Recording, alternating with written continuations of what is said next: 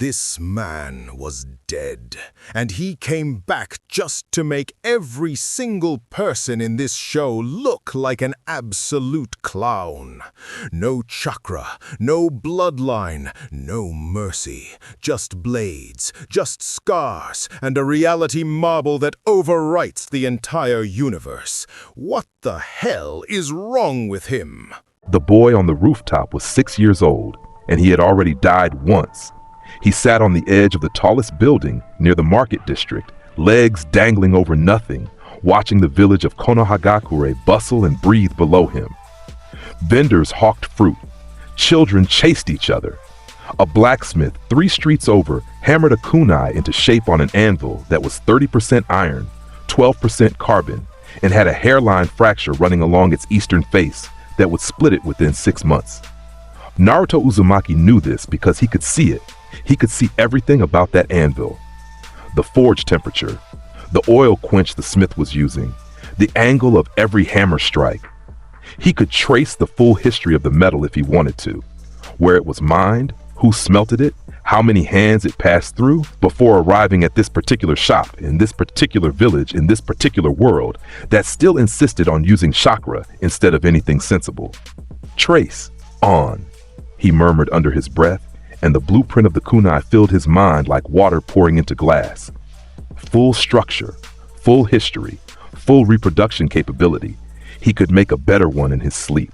He leaned back on the rooftop tiles, stared at the sky, and sighed. The sigh of a man who had lived an entire lifetime of war, died regretting most of it, been conscripted into an eternity of cleaning up humanity's messes as a counter-guardian, died again in a Holy Grail war after fighting his own younger self, and then woken up as a baby in a village that hated him for reasons he figured out within his first year of life. The giant fox sealed in his stomach was, honestly, the least interesting thing about him. Another world, he said quietly. Another set of problems. He held up his hand, tan skin, small fingers, the body of a child. But when he flexed, he felt it. The hum of magic circuits woven through a chakra network that had no business coexisting with them. The fusion was imperfect, raw, and it burned. It burned constantly. His hair, blonde at the roots, faded to white at the tips because the sustained reinforcement his body ran just to keep itself together was grinding through him like sandpaper on silk. He looked like a sunset. He felt like a furnace. The villagers below gave his rooftop a wide berth. Even from a distance, they could feel something about the boy up there, the demon child, the fox brat, the monster. They whispered it behind closed doors, and sometimes to his face, which Naruto found mildly ironic, since he had actually been a monster in his previous life. A proper one. A counter-guardian summoned by the collective unconscious to prevent humanity's extinction, which in practice meant appearing at the site of a catastrophe and killing every single person involved until the timeline corrected itself. Every single person. He had been the hero of justice once. EMIYA Shiro. A boy with a dream so pure it poisoned him. He wanted to save everyone. He became a man who killed thousands to save millions. He became a spirit chained to the world's will, endlessly butchering, endlessly regretting, endlessly repeating. And then he woke up in a crib in Konoha with whisker marks on his cheeks and a seal on his stomach, and the entire history of 10,000 swords rattling around in his skull. He was 6.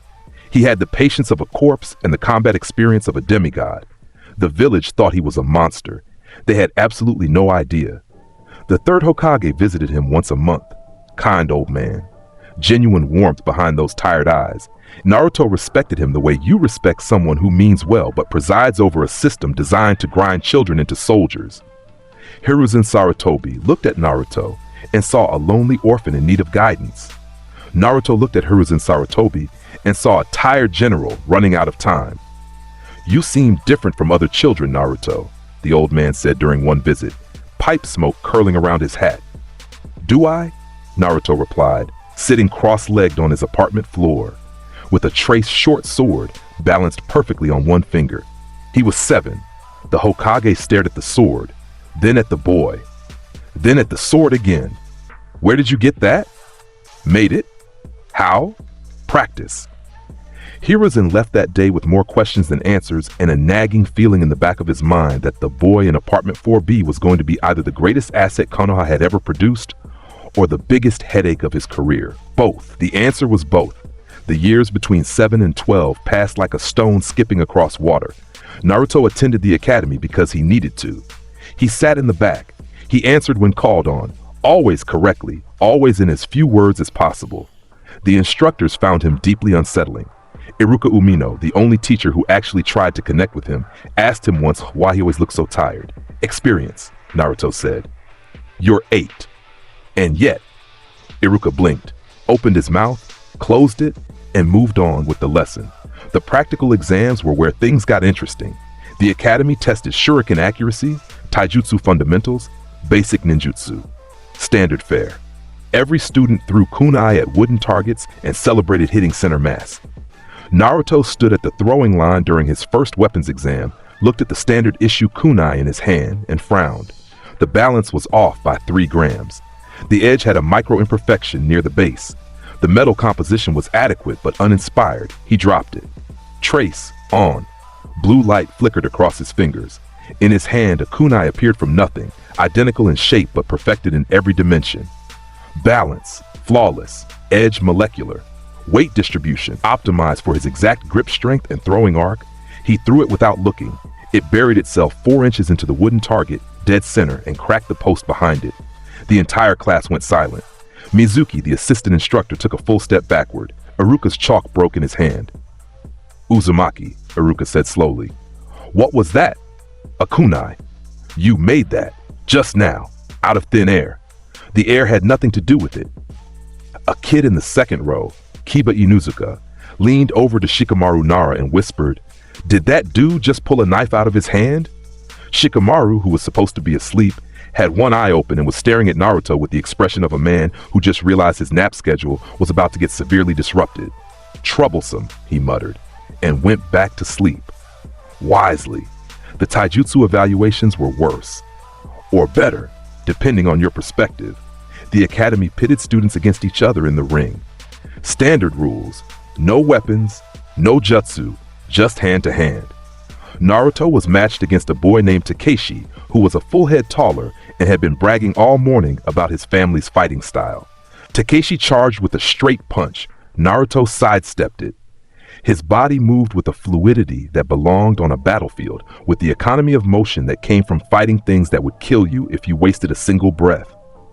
He caught Takeshi's wrist, redirected his momentum, swept his legs, and had him flat on his back with an elbow hovering over his throat in under 2 seconds. 2 seconds.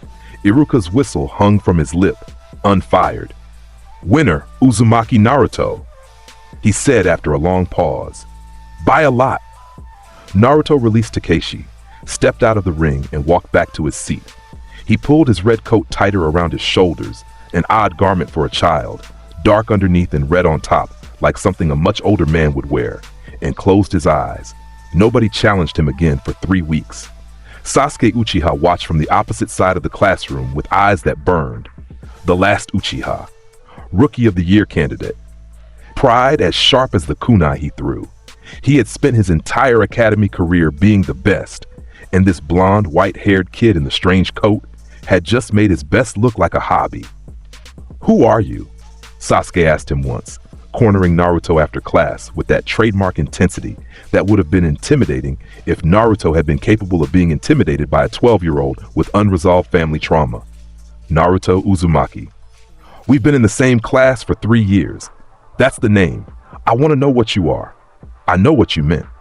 Naruto looked at him, really looked at him. He saw the rage, the grief, the desperation for power that was already rotting from the inside out. He had worn that exact expression once, in another life, in another body. He recognized it the way you recognize a scar. You want to kill someone, Naruto said flatly. Sasuke flinched. A word of advice from someone who's been where you're going. Naruto continued, walking past him. Revenge is a sword with no handle. You'll bleed before they do. He left Sasuke standing in the hallway, jaw tight, fists clenched, and absolutely certain that Naruto Uzumaki was either his greatest rival or the most annoying person alive. Also both. The answer was always, and then there was Tenten. He found her at a forge. Or rather, she found him. It was a Tuesday evening, 2 months before graduation. Naruto had taken to visiting the weapons district after class, the place where blacksmiths and weapons specialists sold their craft. He went because the sound of hammers on steel was the closest thing to peace he had in this life. The ring of metal on metal was a language he spoke fluently, the only language that had ever made sense to him across every lifetime he'd lived. He was standing in front of a display case, examining a set of twin Dao swords. Decent steel, poor tempering, handle wraps done by someone who clearly rushed the job, when a voice behind him said, "The balance is off on the left one." He turned, a girl his age, brown hair and 2 buns, brown eyes, a weapon pouch on her hip that was organized with the kind of precision that told him everything he needed to know. She was looking at the swords, and her eyes held genuine criticism. She had opinions about the balance. She had informed opinions. Interesting. Off by 4 grams, Naruto agreed. The tang is slightly shorter on the left blade. Lazy forging. Her eyes snapped to him. You can tell just by looking? I can tell by existing near it. She stared at him. He stared back. For a moment, they just stood there, 2 people who spoke a language that the rest of the world mostly humored them for. I'm Tenten, she said. Naruto. I know who you are. The weird kid who makes weapons out of nothing. That's a reductive description, but accurate. She grinned. It was the kind of grin that had no pretension behind it, no hidden agenda, just genuine enthusiasm meeting its match. Show me. Naruto held out his hand. Trace on. Blue light pulsed between his fingers, the air shimmered, and in his palm a kunai materialized, identical to the one in the display case, except perfect. Every imperfection corrected, every dimension optimized, the balance dead on, the edge so fine it hummed. Tenten took it from his hand with the careful reverence of someone handling a newborn. She held it up, tested the weight, flipped it between her fingers, threw it at the shop's test target 10 meters away without asking permission, dead center. The throw was clean. The impact was musical. She turned back to Naruto with wide eyes. How? I look at something. I understand everything about it, and then I recreate it. Better. Everything? Structure, composition, history, the hands that made it. The intent behind every hammer strike. All of it. Tenten was quiet for a long moment. Then she said, very seriously, I think I need to show you my collection. And that was how it started. She brought him to her family's storage shed the next day. A space packed floor to ceiling with weapons she had gathered, studied, and categorized since she was old enough to hold a blade. Swords, spears, axes, kusarigama, a beautiful naginata she'd saved for months to buy. Each one labeled, each one maintained.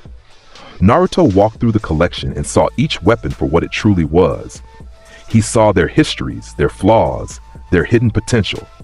And he told her. He told her about the grain structure of the naginata's blade, how it was folded 14 times instead of the ideal 16, and how the curvature suggested a smith from the land of iron who favored function over beauty. Tenten sat on an overturned crate and listened with her chin in her hands and stars in her eyes. You're insane, she said. I prefer thorough. How many weapons do you have? In your head? Naruto was quiet. He thought about it. Thought about the reality marble humming in the back of his soul like a second heartbeat. The infinite wasteland of swords stretching to every horizon. Tens of thousands of blades driven into scorched earth under a sky of interlocking gears. More than I can count, he said, and meant it literally. Tenten whistled low. And you can make any of them? Right now? Any I've analyzed. Which, at this point, covers a rather absurd range. Then why do you look so bored all the time? He paused, looked at her. She was 12 years old, and she had asked the most perceptive question anyone in this village had ever aimed at him. Because most fights end before they start, he said, and there's only so much entertainment in that. She held his gaze, and something shifted between them. The way tectonic plates shift, barely perceptible but permanent. She understood something about him in that moment that she wouldn't be able to articulate for years. He was lonely. The most dangerous person she'd ever met. And he was lonely, because the world of swords he lived in had no other residence, until now. Train with me, she said. It was an order dressed up as a request. Why? Because I'm a weapons specialist who just met someone who can make any weapon in existence. If you think I'm letting you walk away, you're the dumbest genius I've ever met." He almost smiled. Almost. The corner of his mouth twitched, which for someone with his disposition was practically a standing ovation. Fine. From that day forward, they trained together twice a week. She showed him her throwing techniques, and she was good, genuinely good, with an instinct for trajectories that most Junin would envy. He showed her weapons she'd only read about in books, traced into existence and placed in her hands for her to test. He liked watching her work. There was a purity to it that reminded him of something he'd lost a long time ago. The simple joy of a craft practiced well. The beauty of a blade wielded by someone who respected what it was. She liked watching him trace. The blue light between his fingers. The way his eyes went distant for a fraction of a second as he pulled the weapon's blueprint from some impossible internal library. The way the finished product always looked like it had been forged by a master. They argued about sword techniques. They debated the superiority of curved versus straight blades. She hit him in the shoulder when he told her that her favorite katana had a suboptimal hamon line and then demanded he make her a better one. He did. She kept it under her pillow. Neither of them talked about it.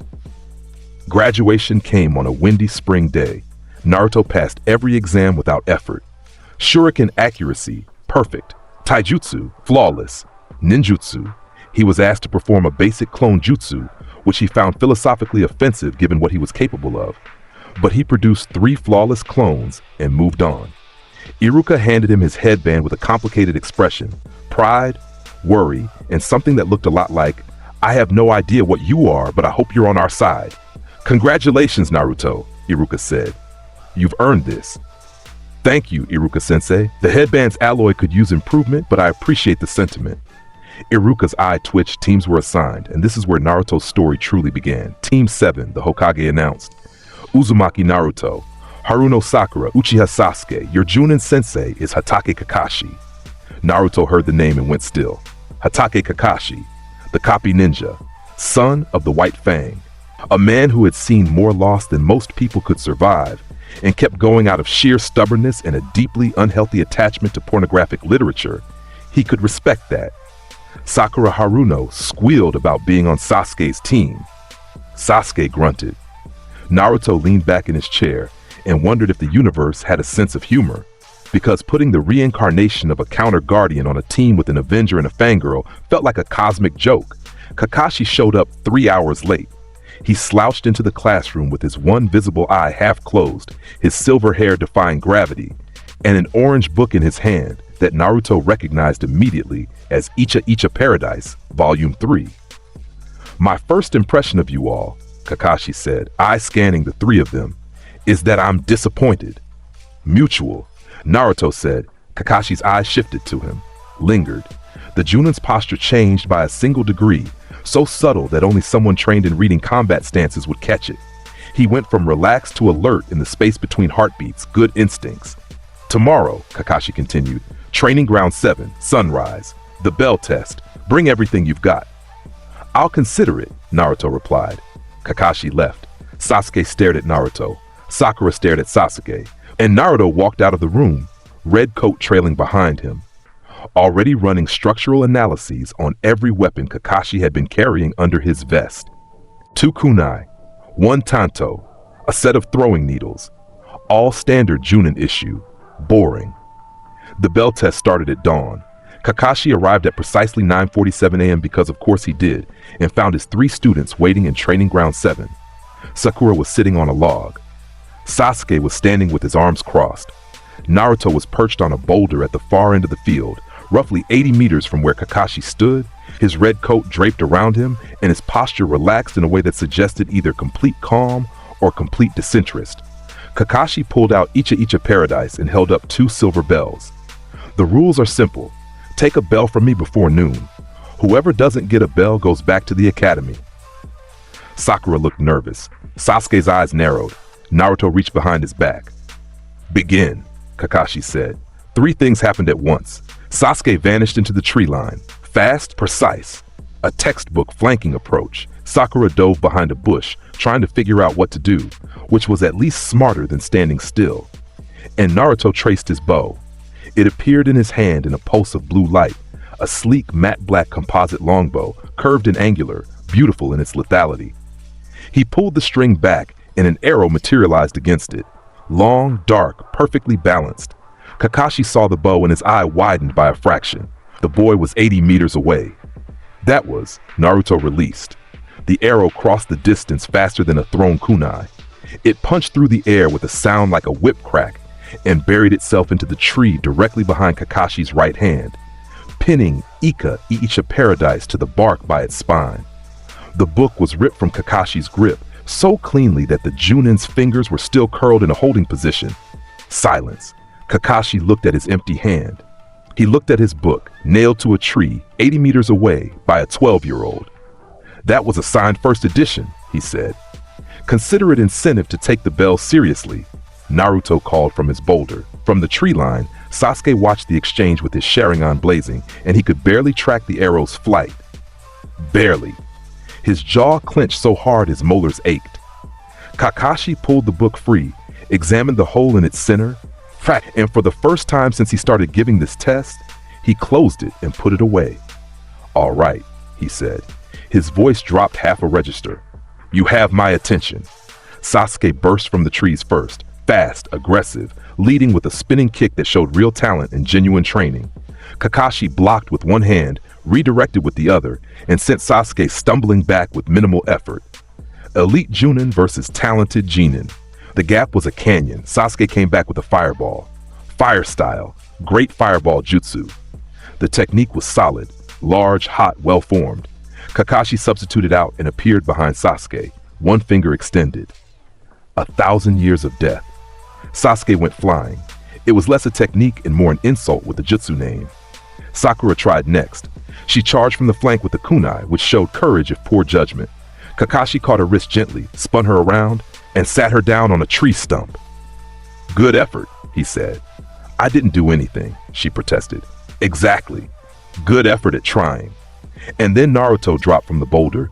He landed in the clearing 40 meters from Kakashi, and the sound his boots made on the grass was wrong. Too heavy for a child, too solid. The sound of someone carrying weight that nobody could see. He held out both hands. Trace on. Twin swords materialized, one black as midnight, one white as fresh snow. Curved, elegant, perfect mirrors of each other. The married blades, Kansho and Bakuya, husband and wife. The swords he had wielded across more lifetimes than he could count. They fit his hands like they had grown there. Kakashi's visible eye locked onto the blades.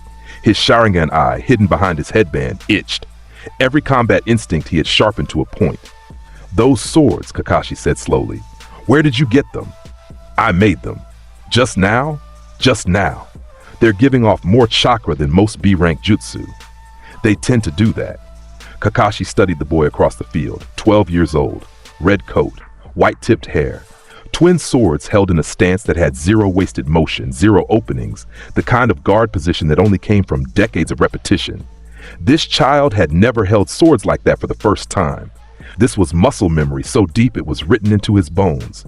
"Ma," Kakashi murmured. "This is going to be troublesome, isn't it?" He lifted his headband. The Sharingan spun to life. 3 Tomoe, blood red, the legendary eye that could copy any technique it witnessed. Naruto saw it, and his expression shifted into something that might generously be called amusement. A copying eye. Against him. The man whose entire fighting style was built on copying weapons. "That eye of yours is going to have a very busy morning," he said. He moved. Kakashi was fast. Junin elite fast. He met Naruto's first strike with a kunai and felt the impact shudder up his arm like he'd blocked a sledgehammer. The boy's strength was wrong. Reinforcement.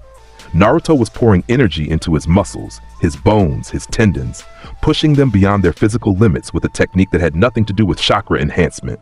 Naruto pressed forward. Kansho swept in from the left. Bakuya slashed from the right. High, low, reverse grip, forward grip. The transitions were liquid, each strike flowing into the next with the rhythm of a man who had spent eternity refining this exact dance. Kakashi blocked, dodged, and countered with everything he had. He was better in pure taijutsu. His reach was longer. His experience in this body was greater, and his Sharingan predicted the trajectories, but Naruto didn't care about landing clean hits. He fought like someone testing a puzzle, probing defenses, adjusting angles, always 3 moves ahead. Kansho came in high. Kakashi ducked. Bakuya swept low. Kakashi jumped. Naruto released both swords in midair, and Kakashi's eyes widened as the boy's hands were already moving. Trace on. A new pair appeared, identical, flawless. He threw the original Kansho at Kakashi's back, traced a replacement, and kept pressing. Behind Kakashi, the thrown Kansho curved. It curved. The black blade arcs through the air in a trajectory that defied physics, drawn back toward its partner by an attraction that was woven into the weapon's legend. Married blades. Where one went, the other followed. Kakashi felt it coming. The Sharingan screamed at him, and he body flickered sideways just as the black sword ripped through the space where his spine had been. He landed in a crouch 10 meters away, breathing harder than he had in months, and stared at the 12-year-old standing in the middle of the clearing with twin swords and absolute calm in his gray-blue eyes. Crane Wing 3 Realm, Naruto said. Throw, trace, strike. Let the married blades find each other through the target. It usually works. Usually, people usually aren't fast enough to dodge. From the tree line, Sasuke watched with wide eyes. His Sharingan, immature, barely awakened, was spinning uselessly, trying to copy something it couldn't comprehend. The swords weren't jutsu. The fighting style wasn't taijutsu. Whatever Naruto was doing existed in a category the Sharingan had never encountered. It was infuriating. It was humbling. It was exactly the kind of thing that made Sasuke Uchiha grind his teeth down to dust. Sakura, from behind her bush, whispered, "What the hell is he?" Kakashi straightened. He hadn't been pushed this hard by a genin in his entire career. He hadn't been pushed this hard by most chunin. The boy's technique was flawless. His weapon projection was instantaneous, and his combat instincts were so sharp they bordered on precognition. He looked at Naruto, really looked at him. And for a moment, just a moment, he saw something behind those young eyes that made his blood cool. A depth, a weight. Something ancient and tired and very, very dangerous wearing the face of a child. "You could have hit me with that throw," Kakashi said quietly. "Yes, you pulled it." "I want a bell, Kakashi-sensei. I'd prefer to get one without having to explain to the Hokage why his elite Junin is missing a kidney." Kakashi burst out laughing. A genuine laugh, surprised out of him, which was the rarest thing in Konoha. "Fair enough." He tossed a bell. Naruto caught it out of the air with 2 fingers. "You pass? And the other 2? They also pass. The real test was teamwork. But I think we both know you're the reason this team exists." Naruto looked at the bell in his hand. Silver, simple, a symbol of something he'd stopped believing in a long time ago. Belonging, acceptance, being part of a team. He slipped it into his coat pocket and walked away. "Naruto," Kakashi called after him. He stopped. "Who taught you to fight like that?" A pause. The wind moved through his white-tipped hair. "Everyone I ever killed," he said, and kept walking. Kakashi watched him go and made a decision right then and there to never underestimate that child again. He also made a mental note to keep his books in a storage scroll from now on. The signed first edition had a hole in it. He was going to cry about that later, in private. Team 7 began missions the next week. D-ranks, cat retrieval, garden weeding, fence painting. The sort of work that made Naruto want to project a sword and fall on it. But he endured because there was something soothing about mundane tasks when your alternative was remembering the sound of 1,000 people dying. He painted fences well. His brushstrokes were precise. Sakura tried to talk to Sasuke. Sasuke tried to brood louder than Naruto existed. Kakashi read his book, now with a hole in it, and pretended he wasn't constantly analyzing his students. Naruto ate ramen. He discovered that this was a constant across all realities. EMIYA had never particularly cared for noodles, but Naruto Uzumaki's body craved Ichiraku's miso ramen with a ferocity that bordered on spiritual. He accepted this. Some battles weren't worth fighting. Old Man Tucci served him bowl after bowl with a kindness that asked for nothing in return. And Naruto thought, some people are just good. Simple as that. Some people look at a lonely kid and see a lonely kid, and they feed him, and they smile, and they don't ask for anything. He left a generous tip. Every time. The mission to the Land of Waves came on a gray morning. Tazuna the bridge builder was a drunk who lied about the mission rank. Naruto knew it within 30 seconds of meeting him. The man's hands shook, His eyes darted to exits, and he smelled like cheap sake and expensive fear. A C-rank escort mission. Except it was actually A rank at minimum, because whoever wanted Tazuna dead had money. Naruto said nothing. He wanted to see what was coming. What came was the Demon Brothers first. Chunin-level missing nin from Kiri hiding in a puddle on a sunny day, which was so painfully obvious that Naruto considered it an insult to his intelligence and possibly to the concept of ambush tactics as a whole. They erupted from the water, chains flying, targeting Kakashi first. Standard elimination strategy. Kill the Junin, mop up the Genin. Kakashi let himself get wrapped in chains and shattered. A substitution so smooth, it was practically art. The Demon Brothers redirected toward Tazuna. Sasuke intercepted one with a kunai barrage. Decent work. The second one charged Naruto. He traced Kansho, one slash, diagonal. The chain shattered. The brothers stumbled. Naruto was already behind him, Bakuya at his throat, the blade kissing skin with zero hesitation. Yield, Naruto said. The missing nine looked into the boy's eyes and saw something that made him go limp. I yield, he whispered. Smart man. The mission continued. Kakashi confronted Tazuna about the lie. The bridge builder broke down, told the truth about Gato, about the suffering, about how the bridge was his country's only hope. Sakura looked sympathetic. Sasuke looked indifferent. Naruto looked at the man's calloused hands, builder's hands, honest hands, and said, "We continue." Kakashi nodded. They crossed the water to wave country, and the mist rolled in like a shroud. Zabuza Momochi came out of the fog like a nightmare with a face. He arrived with killing intent so thick it pressed against the skin like humidity, and Naruto felt it wash over him the way a mountain feels rain. A mild inconvenience. In his previous life, he had stood in the presence of servants whose killing intent could stop a human heart. Zabuza was a strong man with a big sword and a bad attitude. Dangerous, yes. Impressive to most people. But Naruto was well past most people. The executioner's blade swung out of the mist, a massive cleaver taller than a man, designed to decapitate in a single stroke. Zabuza moved behind it with the practiced ease of a man who had been killing since he was a child. Kakashi of the Sharingan, Zabuza's voice echoed through the fog. I'll be taking the bridge builder now. I'd prefer if you didn't, Kakashi replied. Headband already up, Sharingan spinning. Zabuza appeared on the water. Standing on the surface, executioner's blade balanced on his shoulder, bandages hiding a smile that was all teeth. He radiated danger. He was A rank, demon of the mist, one of the 7 swordsmen, and he knew it. Naruto looked at the executioner's blade. Trace, on. The blueprint flooded his mind. Full analysis. The sword's complete history rolled out like a scroll, forged in the land of water's deepest forge, wielded by 7 swordsmen across 3 generations, designed to absorb the iron from its victim's blood to repair itself. A carnivore's weapon, a butcher's masterpiece. He knew it now. Completely. Every molecule, every nick, every drop of blood it had ever drunk. He could make it. Better, but he waited. Kakashi engaged first, and the fight between 2 elite Junin was genuinely worth watching. Fast, precise, brutal. Water clones clashing, jutsu flying, the lake erupting in geysers with every impact. Kakashi matched Zabuza blow for blow, reading his movements, copying his hand signs, turning the demon of the mist's own techniques back on him. Then Zabuza caught him.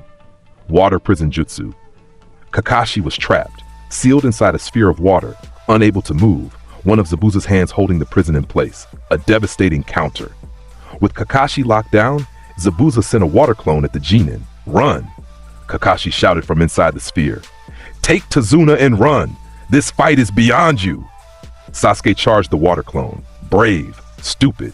He got a backhand across the clearing for his trouble, sent skipping across the water like a thrown stone. Sakura shielded Tazuna, trembling. Naruto stepped forward. Beyond us? He echoed. Zabuza's clone turned its eyes toward the small blonde figure in the red coat. The boy looked relaxed. His hands hung at his sides. His white-tipped hair moved in the wind off the lake. Kid, the real Zabuza called from across the water, do yourself a favor and sit this one out. I'm here for the bridge builder, and there's no reason for it. Naruto held out his right hand. Trace, on. The executioner's blade materialized in his grip. Full size, full weight, full perfect, flawless reproduction. He held it one-handed, casually. The same way someone would hold a grocery bag. The clearing went dead silent. Zabuza Momochi, the demon of the hidden mist, survivor of the graduation massacre, elite Junin, member of the 7 ninja swordsmen, stared across the water at a 12-year-old boy holding a perfect copy of his sword.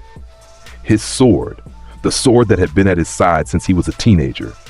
The weapon that was as much a part of him as his own arms, and the boy was holding it in one hand. What? Zabuza breathed. The hell!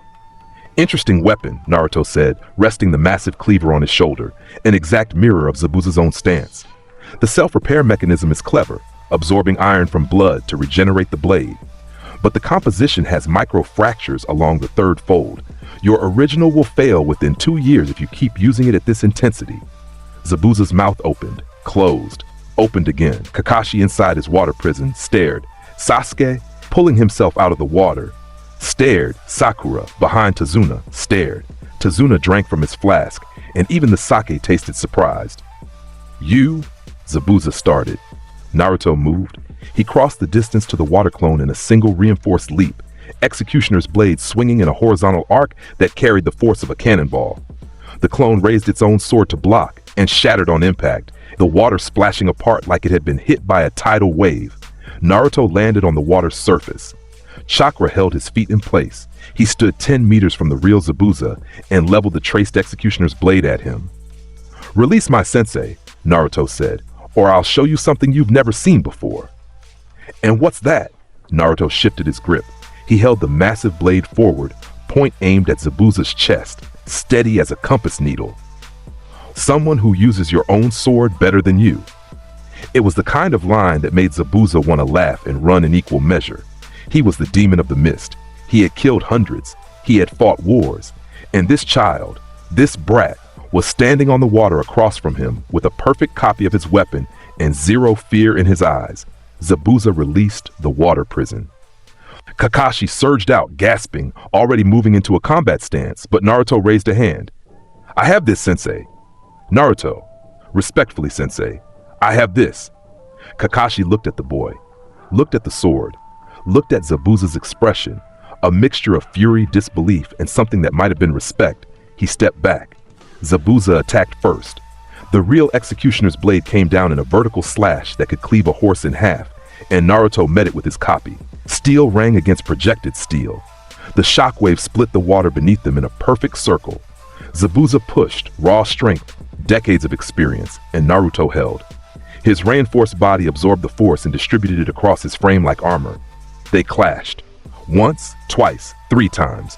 Each impact sent ripples across the lake and shook the trees on the shore. Zabuza fought with the savage efficiency of a killer. Naruto fought with the clean precision of a craftsman. On the 4th exchange, Naruto switched. He dismissed the Executioner's blade. It dissolved into blue motes of light, and in the same breath, traced Kansho and Bakuya. The twin married blades appeared in his hands, and he was inside Zabuza's guard before the man could adjust to the sudden shift in reach. Kansho slashed across Zabuza's chest. The cut was shallow, controlled, precise, a message more than an injury. I can reach you whenever I want. Zabuza leaped backward, blood seeping through his bandages, and for the first time in longer than he could remember, he felt cold. The cold of standing across from something he couldn't beat, something that adapted faster than he could think, that carried weapons in its soul, that looked at him with the same professional detachment a butcher showed a side of beef. What are you? He growled. Naruto held Kansho and Bakuya in a low guard, their married blades catching the pale light through the mist. His red coat billowed behind him. His white-tipped hair framed eyes that held no anger, no excitement, no bloodlust, just clarity. A very tired man, a very small body, he said, and I am running out of patience. Senbon needles hit Zabuza in the neck. He dropped. The masked hunter Nin appeared on a tree branch, small, graceful lift, wearing a porcelain mask from Kirigakure's Anbu division. Haku. Thank you for weakening him, Haku said, bowing slightly. I have been tracking Zabuza for some time. Naruto looked at the hunter nun. Structural grasp fired automatically. He couldn't turn it off any more than he could turn off breathing. He analyzed the porcelain mask, the fabric, the needles, the body posture. The needles hit the neck at a precise angle to induce false death, an angle taught to medical specialists and nobody else. This was fake. Zabuza was alive. The hunter nin was his partner. Naruto said nothing. He let Haku take the body and vanish. Some traps were more useful when you let them spring. Naruto, Kakashi said once the mist cleared, his voice strained. We need to talk.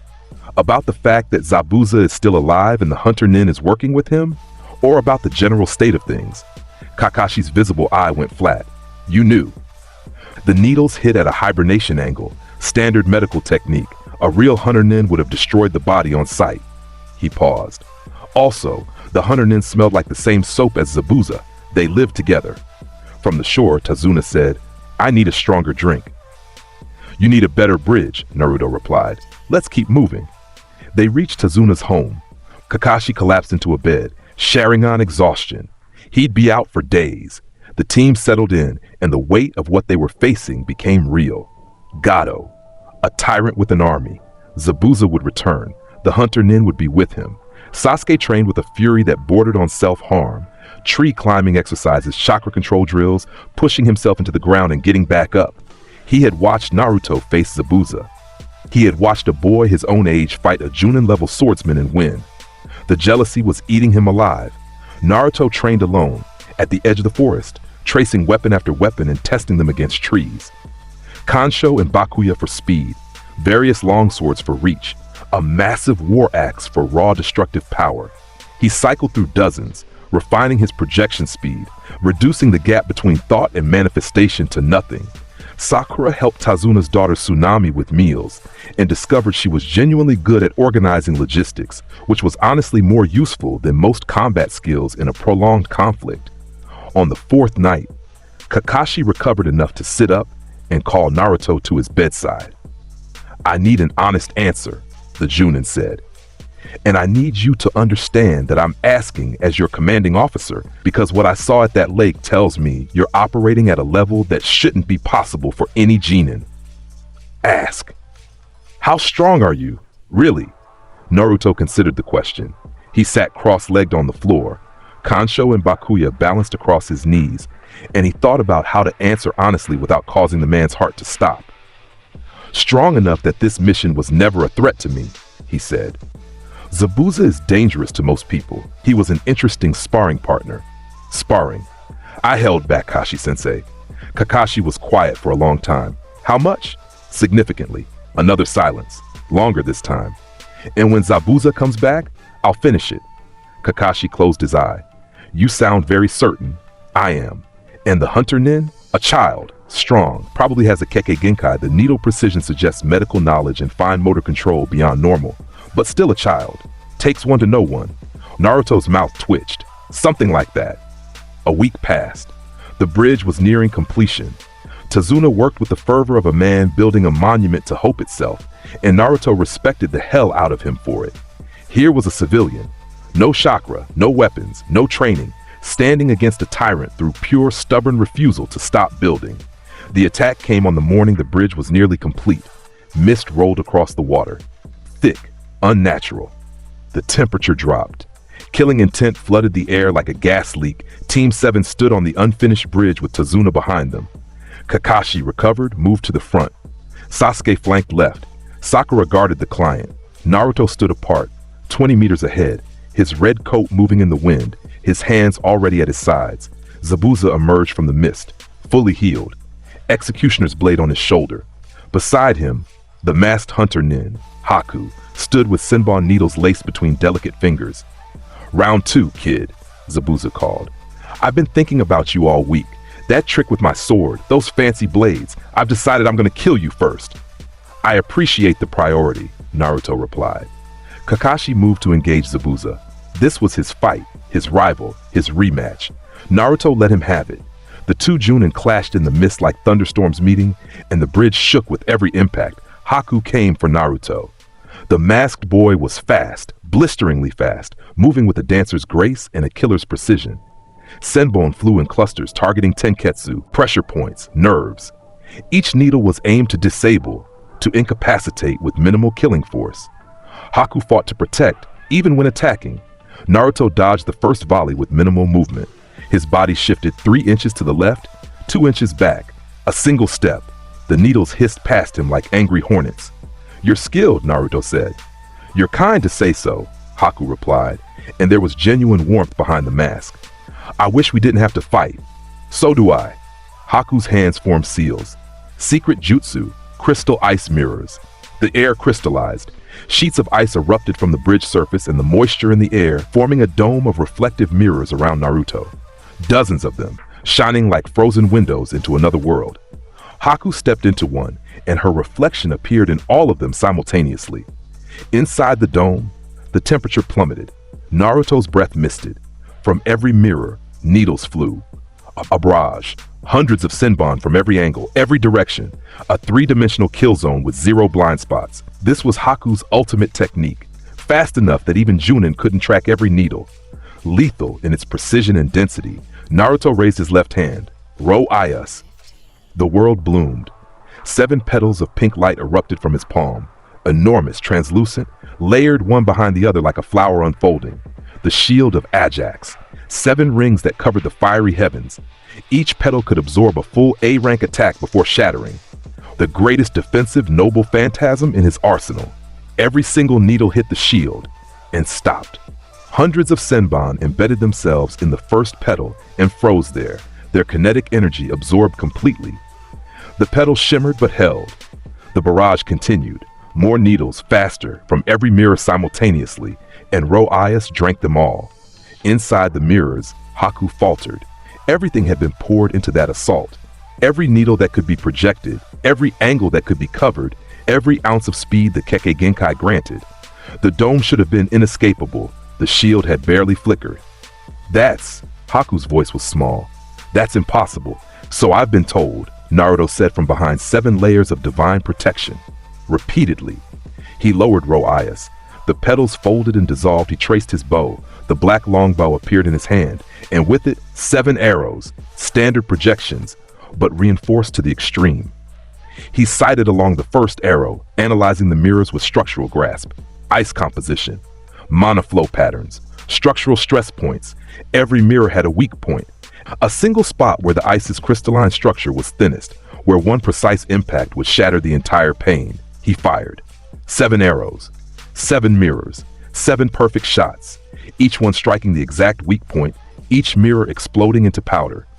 Haku was forced out, ejected from the collapsing dome like a bird from a broken cage. The masked fighter landed on the bridge, staggering, mask cracked from a shard of ice, one eye visible behind the fracture, young, afraid, but resolute. "You can't win this," Naruto said, and his voice carried zero cruelty, just fact. "Your technique is impressive, your loyalty to Zabuza is genuine, but you are outmatched and staying on this bridge will get you killed." Haku stood straight. "If I am a tool that has lost its use, then death is. You are a person, with a Kekkei Genkai and terrible taste in employers. He saved me, and he's using you." "I know." The words hung in the mist between them. Naruto looked at Haku and saw himself, 100 versions of himself, across 100 timelines, each one convinced that serving someone else's dream was the same as having one. "When this is over," Naruto said, "if you're still alive, consider finding something worth protecting that doesn't require you to die for it." Haku stared at him through the crack in the mask, then moved, a final charge, senbon in hand, driven by love and loyalty and a willingness to break that made Naruto's chest tighten. He stepped inside the guard, caught the wrist, twisted the needles free, and swept the legs. Haku hit the bridge on the back, stunned, and Naruto pinned the shoulder with his boot and rested Kancho's tip gently against the collarbone. "Stay down," he said, "please." Haku stayed down. Across the bridge, Zabuza fell. Kakashi's lightning blade punched through the mist, and the demon of the mist realized too late that he had been outmaneuvered. But Kakashi's technique was the one that ended the fight, and it was Gato who ended everything else. The small man arrived with an army of mercenaries at the end of the bridge, announced that he had never intended to pay Zabuza, called him a failure and a tool, and laughed. Zabuza listened. His eyes went flat. "Kid," he said, looking at Naruto across the length of the bridge, "lend me a sword." Naruto traced the executioner's blade one more time and slid it across the bridge. Zabuza caught it, put a kunai between his teeth because he was Zabuza Momochi, and dramatic entrances were his religion, and charged into Gato's army with no defense. No strategy and no intention of surviving. He carved through them like a storm through paper. He reached Gato. The short man barely had time to scream. Then Zabuza fell. He died next to Haku, who was crying, and for a single moment the bridge was silent, except for the sound of waves against the pilings. Naruto dismissed the traced sword. He stood at the edge of the bridge, looked out at the water, and said nothing for a long time. He had seen this before. Men dying for the wrong people for the right reasons. Loyalty as a cage, love as a leash. The hero of justice bleeding out in an alley, wondering if any of it mattered. It always mattered. That was the worst part. The mission concluded. The bridge was completed. Tazuna named it the Great Naruto Bridge, which was embarrassing, and which Naruto protested, and which stuck anyway, because civilians are sentimental, and bridge naming committees are apparently immune to objections. They returned to Konoha. Kakashi submitted a mission report that was 7 pages longer than any he had ever written, and the Hokage read it with the expression of a man watching his retirement get further and further away. 2 weeks later, the Chunin exams were announced. Naruto received the news with the enthusiasm of a man being told he had a dentist appointment. The exams were a formality, a way for villagers to measure their genin against each other, a political tool wrapped in combat, a spectacle for daimyos and clients. He understood the purpose. He just didn't care. But something happened the night before the Forest of Death that changed his priorities. Tenten found him at their usual training ground, the one near the old forge, where the sound of river was just loud enough to drown out the village's noise. She was holding a scroll and looking more nervous than he had ever seen her. "I'm entering tomorrow," she said. "Forest of Death." "I know. My team, Guy-sensei says we're ready. Lee is, well, Lee, and Neji is Neji. We'll be fine." "You will be." She fidgeted. Tenten, who had hands steady enough to thread a senbon through a needle's eye at 40 meters, was fidgeting. She trailed off. "I wanted to see you before." Naruto studied her, brown eyes, 2 buns, the same weapon pouch on her hip, always organized, always ready. She had gotten taller in the months since they'd met at the forge, sharper, more confident in her own skill, because he had shown her what weapons could truly be, and she had risen to meet every challenge he set. She was remarkable, and he was starting to realize that this was a problem, because he had spent an entire previous existence being terrible at anything resembling emotional honesty, and this life was proving equally uncooperative. "Give me your hand," he said. She blinked. Extended her right hand, her throwing hand, calloused at the fingertips, scarred along the index finger from a training accident 3 months ago. He held it. Her hand was warm. Trace on. The blue light pulsed between their touching fingers, and in Naruto's left hand, a pair of blades materialized. Twin short swords, 16 inches each, curved slightly, balanced for throwing in close combat in equal measure. The handles were wrapped in dark leather, shaped specifically for her grip, her exact grip molded to the callous patterns on her palms. He had designed them from scratch. They existed in no legend. They belonged to no hero. He had created them from the inside out, starting with the shape of her hands, working outward through balance and weight and edge geometry until the blades were in every possible sense hers. He sealed them into her scroll without ceremony.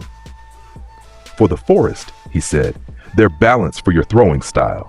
The curve accounts for the slight counterclockwise rotation you put on long-range tosses. They won't break."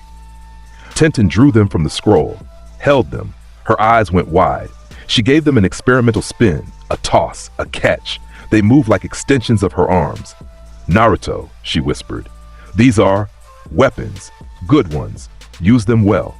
She looked at him, and he saw it. The moment her expression shifted from amazement to something else, something warmer, something that made his stomach do a thing he was deeply unprepared for. She leaned forward and kissed his cheek. It was quick, light. Her lips were warm and slightly chapped, and it lasted exactly 1.3 seconds. He knew because some part of his mind was still analyzing everything, always, and he cataloged the contact with the same involuntary precision he used on weapons. She pulled back. Her face was red. "Thank you," she said, "for everything." Naruto turned away. He was very glad the lighting was poor because his ears had gone crimson and his heart rate had spiked to approximately 140 beats per minute, which was higher than it had been during the fight with Zabuza, which was medically concerning and emotionally devastating. "You're welcome," he said, and his voice was steady, because he was a counter-guardian who had endured infinite suffering across countless lifetimes.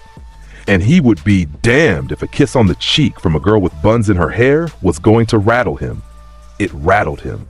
She left with a wave and a smile, and Naruto stood alone in the training ground for a full 10 minutes, staring at nothing, touching his cheek, and wondering if this was what Rin Tosaka had felt like every time Archer had pretended to be unbothered. Probably. The universe loved symmetry. The Forest of Death began at dawn. 44 training grounds, the most dangerous in Konoha. A dense forest filled with oversized predators and venomous everything. Enclosed by a massive chain-link fence that existed primarily to keep the nightmares inside. Each team received a scroll, heaven or earth, and the goal was to obtain both and reach the central tower within 5 days. Anko Mitarashi, the proctor, gave her speech with the wild energy of someone who genuinely enjoyed watching children suffer. "Some of you will die in there," she announced cheerfully. "Any questions?" "Can we leave early?" Naruto asked. She looked at him. He looked back. She grinned. "I like this one," she told Kakashi. "You shouldn't," Kakashi replied. The gates opened. Teams scattered. Team 7 moved into the forest with Sasuke on point, Sakura in the middle, and Naruto bringing up the rear with his senses extended, and every structural grasp in his body running at full power. The first team they encountered lasted 90 seconds. A rain team. 3 genin who made the mistake of springing an ambush on the group that contained Naruto Uzumaki. He traced 3 swords from the ground beneath their feet, pinned their sandals to the earth, and took their scroll while they were still trying to figure out what happened. "Thank you," he said. "Good luck with the rest of the exam." They stared at him. He walked away. Sasuke was furious. He wanted to fight. He wanted to prove himself. He wanted to show that he was strong enough, always strong enough, and every time Naruto ended a confrontation before it began, it was another reminder that the gap between them was measured in miles. "You could let us handle things," Sasuke snapped. "You're right," Naruto said. "I could." The implication hit like a truck. On the second day, Orochimaru found them. The air changed first. Temperature dropped. The ambient noise of the forest, birds, insects, the rustle of 1,000 leaves went dead silent. Something massive moved through the canopy above them, and the killing intent that preceded it was so heavy that Sakura's legs buckled and Sasuke's hands shook. Naruto felt it and stopped walking. He knew this feeling. He had felt its equivalent before. The weight of a predator that existed on a level so far above its prey that the prey's nervous system shut down as a mercy. Servants gave off this kind of pressure. Gods. Things that were legend made flesh.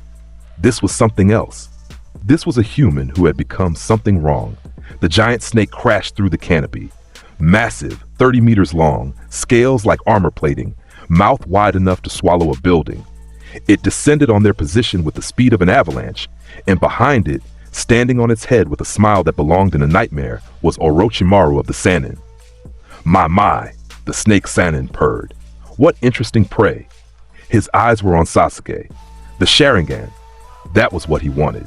That was why he was here, in the Forest of Death, during a Chunin exam, wearing a disguise he had already dropped because he was Orochimaru, and he simply didn't care. Sakura screamed. Sasuke froze. The snake lunged. Naruto was already gone. He had separated from the team the instant the killing intent hit, moved backward, fast, putting a half-mile of distance between himself and the target zone. He landed on a branch high in the canopy, traced his bow, and knocked a very specific arrow, Kalidbog II, the fake spiral sword.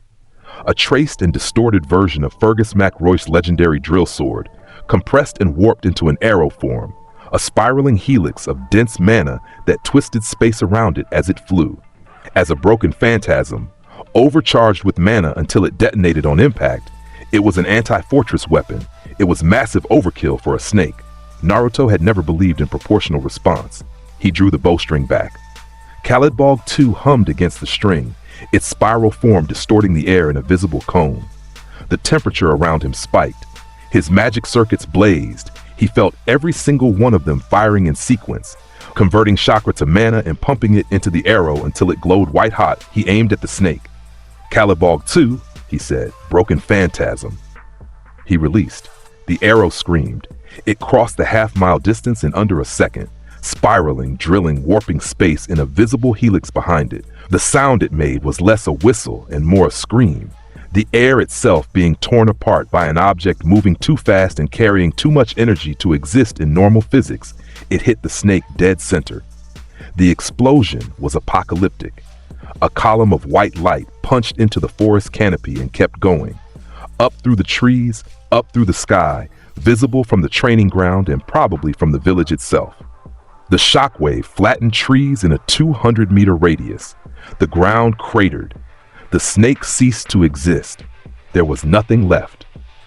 The broken phantasm had twisted the space the snake occupied and then detonated, and the result was a perfectly spherical void in the middle of the forest of death, where a significant portion of the ecosystem used to be. Orochimaru, who had abandoned the snake's head in the fraction of a second between arrow release and impact, because he was a Sannin, and his survival instincts were godlike, landed in a tree at the edge of the crater. He was missing his left sleeve. He was breathing hard, and for the first time in decades, his smile was gone. He looked at the crater, a perfect sphere of destruction, still glowing at the edges, the trees around it reduced to charcoal. The ground had been scooped out like an ice cream bowl. The air smelled like ozone and burning wood, and the aftermath of something that should not exist in this world. Then he looked up, across the half-mile of ruined forest, at the boy standing on a high branch with a black bow in his hand and white-tipped hair catching the light. Orochimaru had spent 50 years studying jutsu, forbidden techniques, sage arts, immortality research. He had fought Hanzo the Salamander. He had battled the third Hokage. He had faced threats that would make most shinobi weep. He had never seen anything like that. What, Orochimaru whispered to himself, was that? His analytical mind raced. The attack had no hand signs, no chakra nature transformation, no elemental release he could identify. It was an arrow, a single arrow that had destroyed more terrain than most S-rank jutsu, and the boy was already knocking another one. Orochimaru made a decision, a rare one for him, the decision to leave. He had come for Sasuke's Sharingan. He had found something else, something that needed studying, understanding, and above all, distance. He sank into the tree branch and vanished. In the clearing below, Sasuke stared at the crater with his Sharingan burning and his brain desperately trying to process what he had just witnessed. Sakura was on the ground, hands over her ears, shaking. Naruto dropped from the canopy and landed beside them. "The snake is dealt with." "He's dealt with?" Sakura shrieked. "You blew up the forest!" "A portion of it. Naruto, the snake was large. I used an appropriate amount of force." "That was appropriate?" From a mile away, Anko Mitarashi, who had felt the explosion and sprinted toward it, arrived at the crater's edge, looked down, looked at the sky, and said, "What in the absolute?" She couldn't finish the sentence. There weren't words. In the Hokage's office, the third felt the tremor through the floor and saw the pillar of light through his window. He set down his pipe with the careful deliberation of a man who was considering retirement with every passing second. "Anbu," he said. "Sir?" "Find out what that was." "Sir, it came from Training Ground 44. I know where it came from. I want to know who." When the report came back, Naruto Uzumaki, "Sir, single projectile, anti-fortress yield." The third Hokage opened his desk drawer, pulled out a bottle of sake he'd been saving for a special occasion, and drank directly from it. Some days, the hat was simply not worth the headache. The remaining days of the Forest of Death were uneventful. Word of the explosion spread among the remaining teams with the speed of wildfire, because of course it did. A crater the size of a city block in the middle of a survival exam tends to get noticed. Teams that encountered Team 7 gave them a wide berth. Several teams simply surrendered their scrolls voluntarily upon seeing Naruto's face. "Is that the kid who blew up the forest?" One Grass Genin asked another. "I'm giving him my scroll, both my scrolls, and my lunch," the other replied. They reached the tower in record time. The preliminary rounds were held inside the tower, one-on-one fights to thin the remaining Genin down to a manageable number for the finals. The matches were drawn randomly. Most were straightforward. Some were boring. Naruto's preliminary match was against a sound genin who had arm-mounted sonic weapons and a cocky grin. It lasted 4 seconds. Naruto traced Kansho, closed the distance with a reinforced burst, sliced both sonic gauntlets off the boy's arms without breaking the skin beneath, and pressed Bakuya against his throat. "Yield," he said. The sound genin yielded so fast his surrender echoed. The proctor, Hayate Gecko, a sick man with a cough and a calm demeanor, blinked. Winner, Uzumaki Naruto. The stands were quiet. Sasuke won his match. Sakura lost hers honorably against a far more experienced opponent, and Naruto gave her a nod of respect afterward that she pretended didn't make her proud. Shikamaru won by being smarter than his opponent. Shino won by being Shino. And Neji Hyuga won by demolishing his opponent with a gentle fist barrage that was technically impressive and carried an undertone of philosophical cruelty that Naruto found deeply tiresome. "Fate," Neji said. "Your fate was sealed from the moment you were born. A failure will always be a failure." Naruto looked at the Hyuga prodigy from across the arena and thought, "Oh, we're going to have a conversation." The month between the preliminaries and the finals was supposed to be training time. Most genin used it to prepare new techniques, refine their basics, work with their senseis. Naruto spent it with Tenten. They trained together in the mornings. Weapon sparring, projection practice, combination drills. She had gotten terrifyingly good with the twin blades he'd made her, incorporating them into her existing scroll-based arsenal with a creativity that impressed him. She used seals to store dozens of weapons and unleashed them in rotating barrages, mixing traced weapons with standard ones, adapting on the fly. "You're improving," he told her after she managed to land a strike on his coat during sparring. First time in weeks. "I had a good teacher," she said, breathing hard, grinning. "I showed you weapons. You're the one using them." There you go again, taking zero credit. Credit is for people who care about reputation. "And what do you care about?" He looked at her. Sunlight caught the sweat on her forehead. Her hair was coming loose from its buns. One of the twin blades rested on her shoulder in a mirror of his own habitual stance, and she probably didn't even realize she'd picked up the mannerism. "Less than I should," he said. "More than I used to." She smiled at that. Soft. Private. The kind of smile she only gave him. In the afternoons, they sat at the old forge and talked. She told him about her dream, to be a legendary kunoichi, to be remembered, to prove that weapons mastery was an art form equal to any Kekkei Genkai or bloodline ability. He told her about swords. Specific swords. The stories behind them. Modified, sanitized, stripped of the details that would reveal things about his past she wasn't ready to hear. He told her about a pair of married blades, one black, one white, forged by a Chinese smith who poured his entire life into creating two swords that could only reach their full power when wielded together. Husband and wife, inseparable. She looked at Kansho and Bakuya on his lap and said, "That's the most romantic thing I've ever heard about a weapon." "Weapons carry their wielders' souls," he said. "Every blade has a story. Most people just don't know how to listen." "You listen. I can't help it. It's what I am." She reached over and put her hand on his. He let her. They sat like that for a while in the warm afternoon light, and he thought, "In my last life, I never had this. I never stopped long enough." He didn't pull his hand away. The Chunin exam finals arrived like a thunderclap. The arena was massive, an open-air coliseum filled to capacity with spectators from every major village. Daimyos, dignitaries, Junin, civilians, and the Hokage himself, flanked by Anbu and the visiting Kazekage, who was absolutely Orochimaru in disguise, but was apparently confident nobody would notice. Naruto noticed. He noticed immediately. The Kazekage's body language was wrong, too fluid for a man who wore that much armor. The chakra signature was layered, masked, concealed behind a genjutsu that would fool anyone who wasn't running structural grasp at the subconscious level. He filed it away. That was a problem for later. The first match was announced. Uzumaki Naruto versus Hyuga Neji. The crowd buzzed. The dead last versus the Hyuga prodigy, or that was the narrative they expected. Most of the audience hadn't seen the preliminaries. Most of them still thought Naruto was the village pariah, the demon brat, the boy everyone whispered about. They expected a beatdown. They were correct about the beatdown. They were wrong about the direction. Neji descended to the arena floor with the composed elegance of someone who believed, to the marrow of his bones, that fate had already decided the outcome. His Byakugan was active, veins bulging around his pale eyes, seeing everything, analyzing everything. Naruto walked down the steps in his red coat, Kansho and Bakuya at his hips, his white-tipped hair bright in the sun.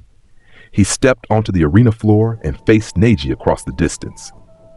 "Before we begin," Neji said, his voice carrying across the silent arena, "I want you to understand something. Your fate was decided the moment the brackets were drawn.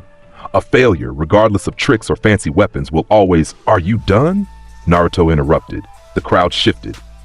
"Excuse me? I asked if you were done with the speech about fate." Naruto tilted his head. "Because I've heard it before. Different words, different life, same exhausting premise. The idea that the world is fixed, that people are defined by what they were born as, that nothing changes." He paused. "It's wrong. It's always been wrong. And the people who believe it the hardest are usually the ones who are afraid to find out what would happen if they stopped." Neji's Byakugan blazed. His jaw tightened. "You know nothing about me. I know everything about you. I can see it in your stance, the rigidity, the anger you've packaged as philosophy. Someone sealed something into you, a mark, a brand, something that told you your role was fixed. And instead of fighting it, you made it your identity. You turned your cage into a creed." The arena was deathly silent. In the stands, Hiyashi Hyuga, head of the main branch, Neji's uncle, the man whose family had placed the caged bird seal on Neji's forehead, sat perfectly still. "Begin," the proctor called. Neji attacked. 8 trigrams, 64 palms. He closed the distance with blinding speed, Byakugan guiding every strike to Naruto's Tenketsu, the chakra points that, when sealed, shut down a shinobi's ability to mold chakra entirely. His fingers were precise, each impact carrying the full weight of the Hyuga's legendary technique. 2 palms. Naruto took the hits and staggered. 4 palms. His chakra points sealed. 8 palms, more points closed. 16 palms. Naruto's arms dropped. His expression stayed flat. 32 palms. His entire network was shutting down. Sakura gasped from the stands. 64 palms. Neji struck the final sequence, a cascading barrage that sealed every major Tenketsu in Naruto's body. The blonde was pushed backward across the arena, dust rising with each impact, and when the final palm landed, he dropped to one knee. Neji stood over him, barely breathing hard. "Every Tenketsu in your body is sealed. You can no longer mold chakra. You can no longer use those projection tricks. This fight is—" Naruto stood up. He stood up with the ease of someone rising from a nap. No struggle, no trembling, no desperate last gasp. He simply stood, and the calm in his eyes was worse than any killing intent. "You sealed my chakra," Naruto said. "That's true." He held out his right hand. "Good thing chakra was never what I used." "Trace on." Blue light erupted from his palm. Kansho materialized, full form, perfect, glowing with the same intensity as always, because tracing ran on magic circuits. A completely separate energy system, woven through his body on a different axis than the chakra network, fueled by mana that the Byakugan couldn't see, couldn't target, and couldn't seal. Neji's Byakugan went wide. In the stands, Hiyashi Hyuga leaned forward, his own Byakugan activated involuntarily. "That's impossible," Neji breathed. "I sealed your network, every point, I can see it. Your chakra isn't flowing." "Correct. My chakra has stopped flowing. But this—" Naruto held up Kansho. "This was never about chakra." He dropped the sword. He touched the arena floor with both palms and projected. Swords erupted from the earth. 1, 2, 5, 10, 30. They burst from the ground like steel plants, long swords, katanas, broadswords, curved sabers, straight-edge gladi, each one a perfect projection, each one driven point first into the arena floor in a spreading circle around Naruto's position. The ground cracked. Dust flew. The crowd screamed. In 10 seconds, the arena floor had become a forest of blades. Neji stood in the middle of it, swords on every side, his Byakugan spinning wildly as it tried to process what it was seeing. Dozens of weapons that had no chakra signature, that existed outside the system. His entire fighting style was built to counter. Naruto walked through the forest of blades like it was a Sunday afternoon. He brushed past swords without touching them. He strolled through gaps between blades with his hands in his coat pockets, his posture loose, his expression carrying the faint amusement of a man who had made his point and was now enjoying the scenery. "Here's the thing about fate, Neji," he said as he walked. "I've already lived a life that was decided for me. A long one, full of fighting and dying and being told that this was my role, my purpose, my inescapable destiny. And you know what I learned?" He stopped in front of Neji. Close enough that the Hyuga could have struck him. Destiny is just a story that cowards tell themselves so they don't have to try. Neji screamed and attacked. Palm strike aimed at Naruto's heart, fast, precise, driven by rage and desperation and the terrifying realization that his worldview was crumbling. Naruto sidestepped it. 1 inch. His coat moved. That was all. He caught Neji's wrist, twisted, and drove him face first into the arena floor with a joint lock that was clean, efficient, and utterly devoid of chakra. Neji hit the ground. A sword projected from the earth beside his face, close enough to nick his headband. "Yield," Naruto said. Neji struggled. His Byakugan pulsed. He tried to push up, to rotate, to use rotation, but the joint lock was perfect, biomechanically sound, applied by someone who understood the human body at a structural level that went beyond medical knowledge. "Yield," Naruto repeated. "You're strong, Neji, genuinely strong, but strength built on a lie has a ceiling and you just hit yours." Neji's face was pressed into the dirt. His headband had shifted, revealing the green cage bird seal on his forehead. His eyes burned. His throat was tight. "You don't know what it's like," he rasped. "To be marked, to be told from birth that you exist to serve." "I know exactly what it's like," Naruto said, and his voice dropped the sarcasm, the edge, the performance. Just for a moment, he sounded like what he was, a man who had carried more weight than any single person should, across more years than anyone should live. "I know because I've been you, and I'm telling you, it ends when you decide it ends. Nobody else." He released the lock, stepped back. The swords around the arena dissolved into blue light, fading like embers. Neji lay on the ground for a long time. Then he raised his hand. "I yield."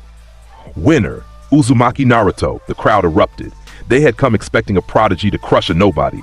They got a nobody who lost his chakra mid-fight, grew a sword garden in the arena, and beat a Hyuga with a philosophy lesson and a wrist lock. In the VIP box, Hiyashi Hyuga was standing. His Byakugan was active. His face was unreadable, but his hands were gripping the railing so hard the wood was cracking. He had just watched his nephew, the strongest Hyuga of his generation, heir to the branch family's most powerful techniques, get taken apart by a boy who fought with an energy system the Byakugan couldn't perceive. Everything Hiyashi thought he understood about combat was inadequate. The gentle fist, the Hyuga clan's pride, their legacy, their entire identity, had been rendered irrelevant by a child in a red coat. Beside him, Hinata Hyuga was staring at the arena with wide eyes and both hands pressed over her mouth. She had watched the entire fight without blinking. In the competitor's box, Tenten was gripping the railing with white knuckles and a smile so wide it hurt. She had known what he could do, and watching him prove it to the entire village, watching him walk through a forest of his own swords like a king in his garden, was the most satisfying thing she had ever witnessed. She started, then caught herself, cheeks reddening. "That's a very impressive performance." Beside her, Rock Lee's eyes were literally sparkling. "Youthful, the power of his spirit is incredible. Guy Sensei, did you see?" "I saw, Lee. The flames of youth burned bright in that boy." In the Junin section, Kakashi sat with his book in his hand, unread, and stared at the arena floor where the sword mark still scarred the earth. "Asuma. Yeah? I'm gonna need more sake tonight. I'm going to need more sake right now." The remaining matches played out. Sasuke fought Gaara, a brutal, frightening match that ended in interruption when the invasion began. Because, of course, the invasion began. Orochimaru, in his Kazekage disguise, gave the signal. Sand and Sound Shinobi attacked simultaneously. Genjutsu blanketed the arena, putting the civilian spectators to sleep. Anbu scrambled. The Hokage was trapped in a barrier on the rooftop with Orochimaru, and the village of Konoha descended into war. Naruto moved through the chaos like a blade through water. He traced swords into the hands of disarmed Konoha shinobi as he passed them. He fired arrows from his bow into clusters of sound nin at distances that shouldn't be possible, each shot precise. Each target dropped. He was economy in motion. No wasted steps, no wasted projections, just clean, efficient, decisive action that left a trail of defeated enemies and very confused allies behind him. He helped where he could. He projected a shield for a group of academy students cornered by Sanjinin. He dropped a pair of Soundjunin with Kansho and Bakuya before they could reach the hospital. He moved through the village like a ghost in a red coat, and every fight he entered ended the same way, quickly, completely, and in Konoha's favor. Gaara transformed. The one-tail, Shukaku, began to emerge. A massive sand construct rising above the forest, screaming and laughing and pouring killing intent across the entire village. Sasuke chased after him, driven by the curse mark's whisper and his own need to prove himself, and got knocked aside like a rag doll. Naruto arrived. He looked up at the partially formed Shukaku, a sand demon the size of a building, mad and growing, and sighed. Always the big ones, he muttered. He traced his bow. He considered Kalidbog ticking. Then he considered the collateral damage and chose something less apocalyptic. He knocked Runting, the Hound of the Red Plains, a cursed sword-turned arrow that locked onto a target's magical aura and hunted them with relentless tracking across any distance. It curved. It followed. It adjusted. He aimed at Gaara, at the core of the sand construct, where the boy's body was half merged with the demon's form. Runting, he said. The Hound of the Red Plains. He released the blood-red arrow screamed across the sky, leaving a trail of crimson light. Gaara's sand defense rose to block it, an automatic, instinctive defense that had protected him his entire life. The wall of sand was thick, dense, layered. Runting hit the wall, then curved around it. The arrow bent, a 90-degree turn mid-flight, impossibly, undeniably, and punched through Gaara's sand armor from behind, striking the transformation's weak point and sending the boy tumbling from the Shukaku construct in a spray of sand and blood. The partial Shukaku collapsed. Sand rained across the forest. Gaara hit the ground, dazed, bleeding from a shoulder wound. His sand armor cracked. He looked up at Naruto with the wide, terrified eyes of a boy who had never been hurt. A boy who had been told he was a monster, raised as a weapon, abandoned by his village, and convinced that the only way to prove his existence was to kill everyone around him. Naruto knew those eyes. He had warned them. You and I carry similar burdens, he said, standing over Gaara. We both have monsters sealed inside us. We both know what it feels like to be hated for something we had no say in. He crouched down, eye level. But here's the difference. I already had a life where I let the pain decide who I was. It ended badly. It always ends badly. You're stronger than the voice in your head, Gaara, and someday you're going to realize that. He extended his hand. Gaara stared at it, shaking. Sand swirled weakly around him, the automatic defense, trying to protect him from contact, from kindness, from something it couldn't recognize. Gaara took his hand. It was the first time anyone had offered. The invasion was repelled. Orochimaru escaped, but the third Hokage survived, barely, through a combination of his own legendary skill and the Anbu reinforcements that arrived when the barrier weakened. The damage to the village was real but recoverable. The dead were mourned. The living rebuilt, and Tsunade came home. Jiraiya brought her back. The legendary Senju, the greatest medical ninja alive, the woman who had abandoned the village after losing everyone she loved.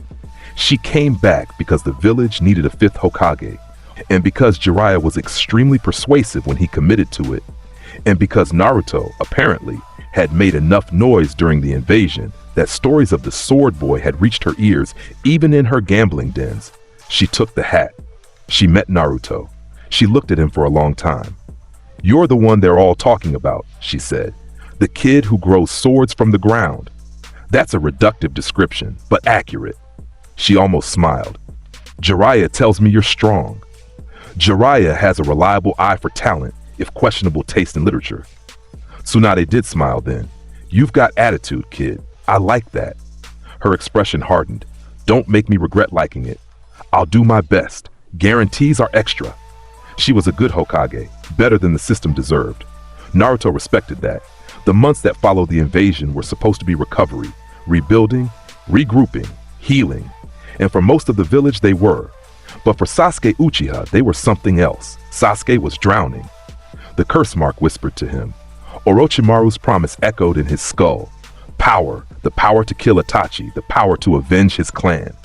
Every time he looked at Naruto, at the boy who could create weapons from nothing, who had humiliated a Hyuga prodigy, who had shot down a tailed beast with a single arrow, the jealousy curdled into something darker.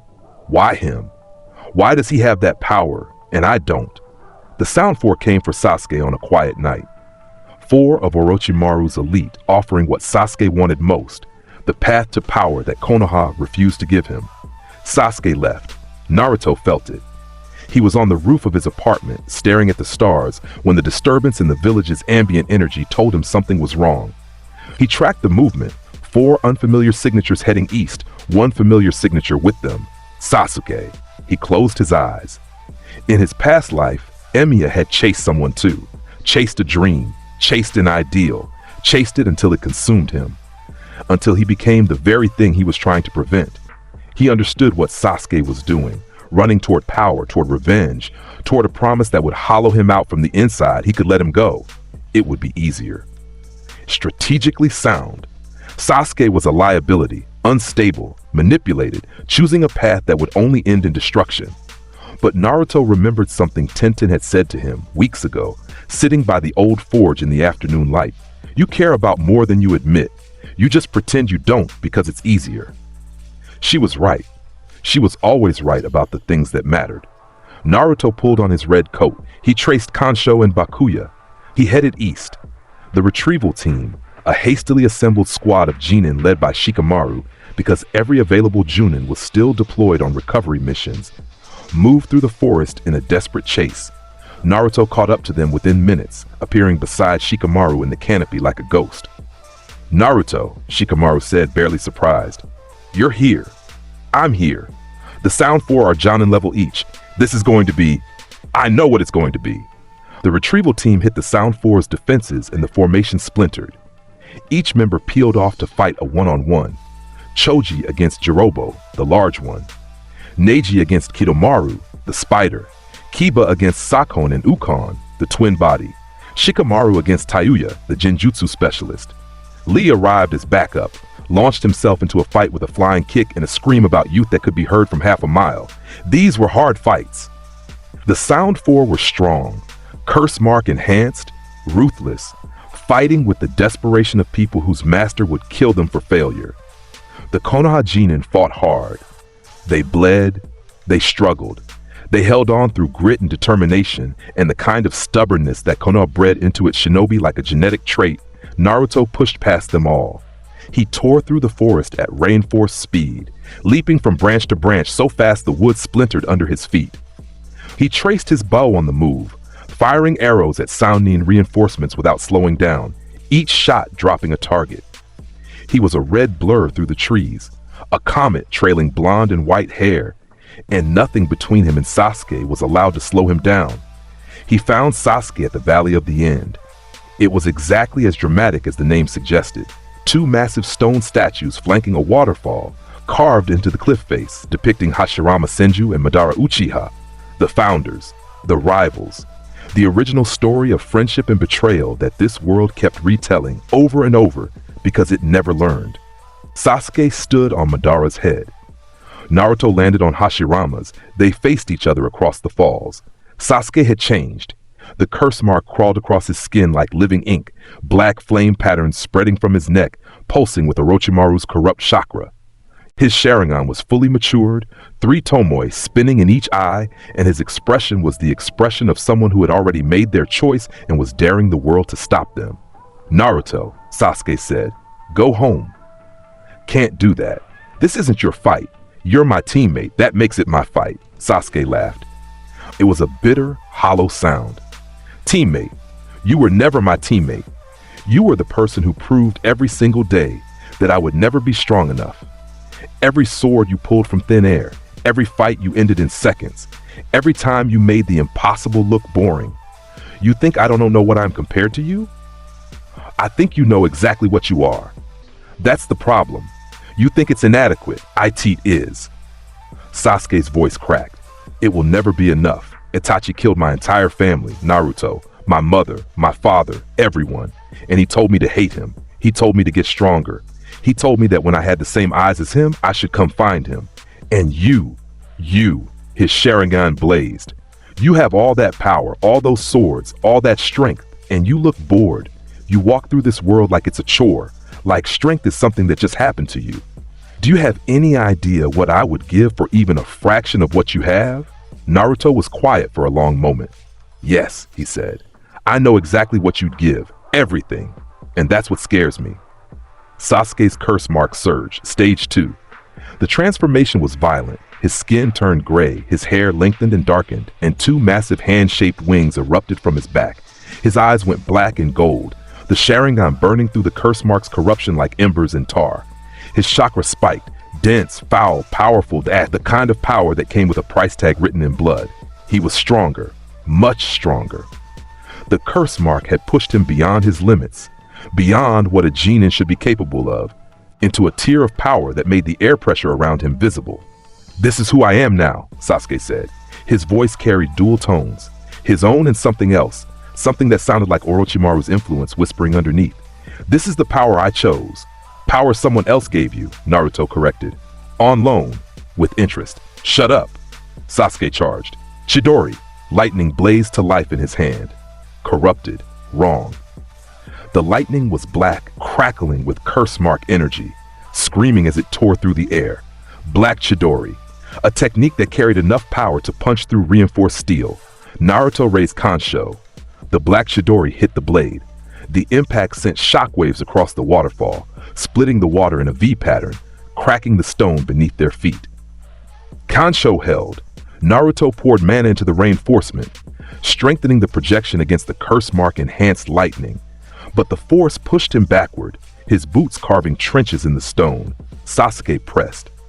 He followed the Chidori with a spinning kick, wings flaring for balance, and Naruto blocked with Bakuya, redirected with Kansho, and countered with a slash that Sasuke dodged by a hair's width.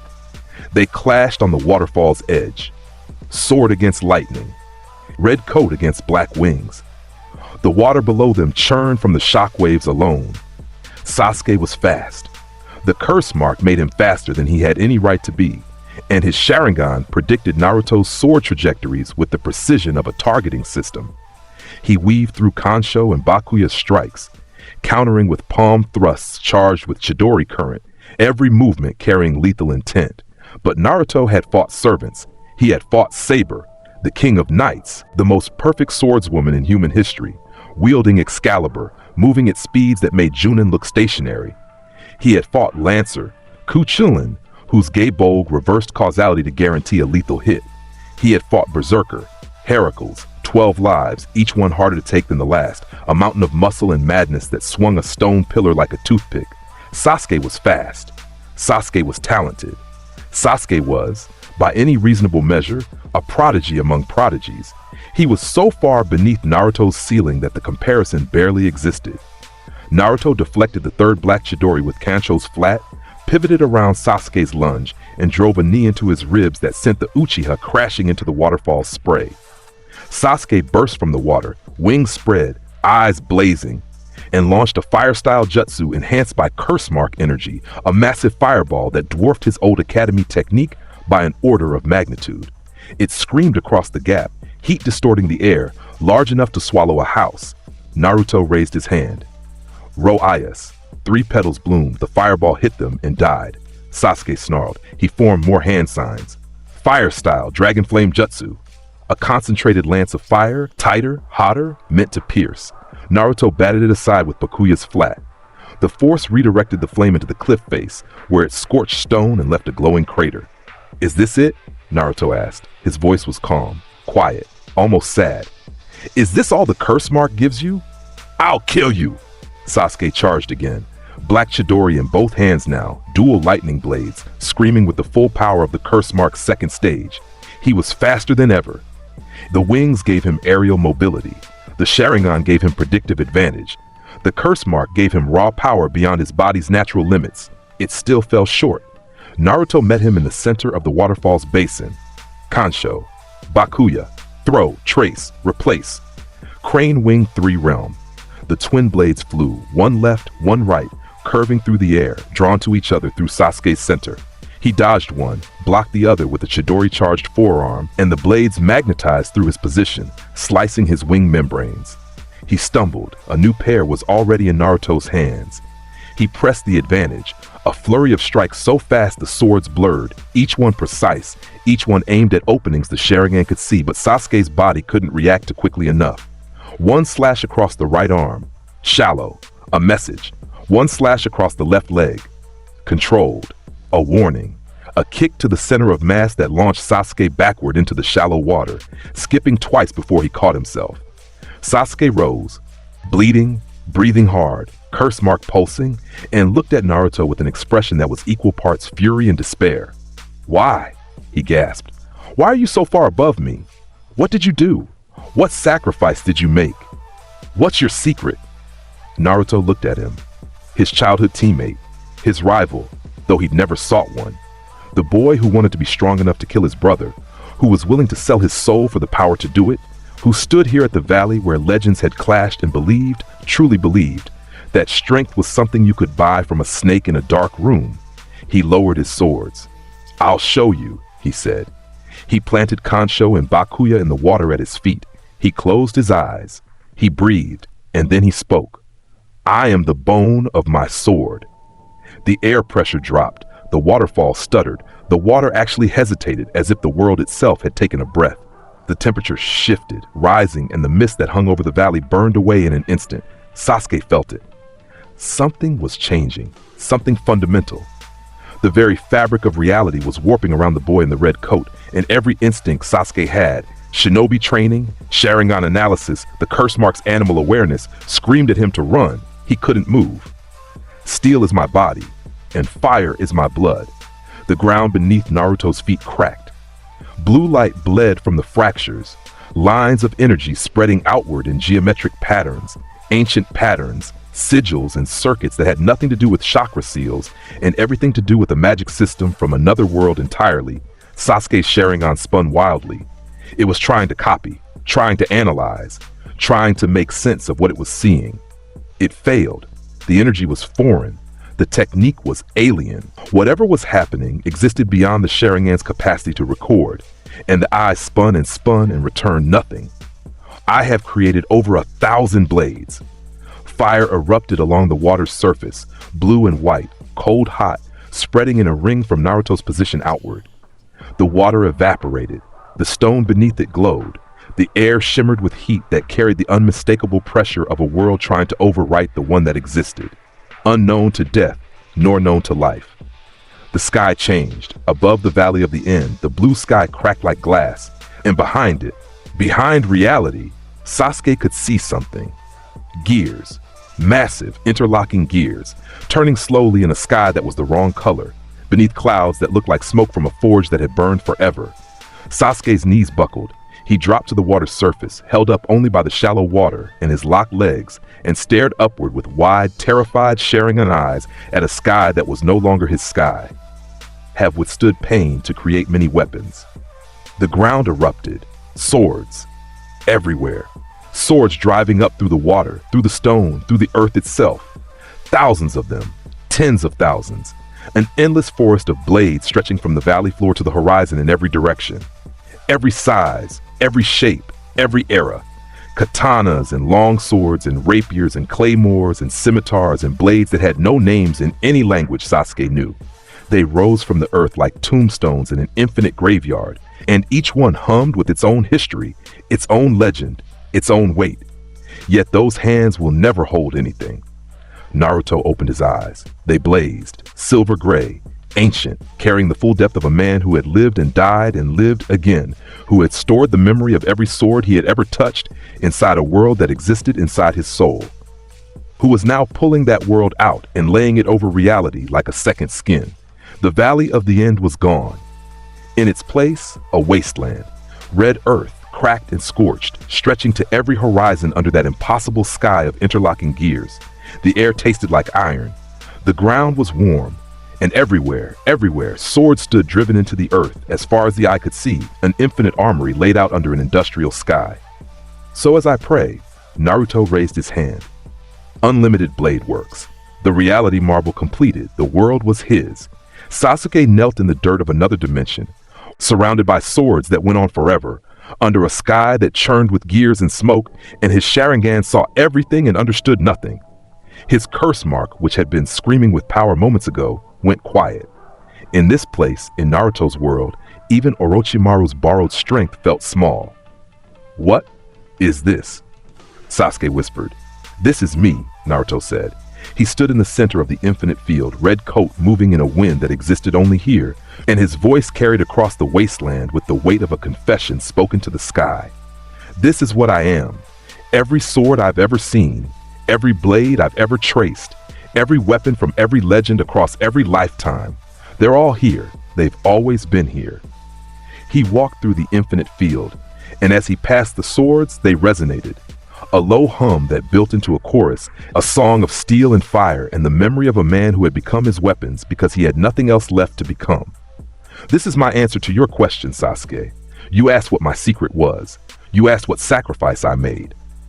He stopped, turned, looked at the kneeling Uchiha with eyes that carried no hatred, no triumph, no anger, just an old, tired sadness. "Everything. I gave everything. My happiness, my future, my ability to save the people I loved. I became a sword, a perfect, empty sword, and I was wielded by a world that didn't care about me until there was nothing left. No identity, no dream, no purpose except the next fight." He reached down and pulled a sword from the earth. A simple blade, ordinary, the kind of weapon that a young man a long time ago in a different world had first traced in a shed in a Japanese city during a war for the Holy Grail. That's what strength costs. It costs you. He let the blade go. It dissolved. "You want Itachi dead. Fine, I understand. Maybe he deserves it. I don't know your family's full story, and I won't pretend to. But going to Orochimaru for power? Selling yourself to a man who wants your body as a vessel? That is surrender, dressed up in new clothes." The swords began to move. They rose from the earth, hundreds of them, hovering, floating, filling the air above the wasteland like a constellation of steel. They hung there, every edge catching the light of the burning sky, every blade aimed at a single point, at Sasuke. "In here, I control everything," Naruto said. "Every sword in this world is mine. I can fire them by the hundreds, by the thousands. There is no defense you have that I can't overcome, no technique you can use that I can't counter, no level of curse mark power that changes the fundamental math of this situation." The swords tilted, every point aimed down.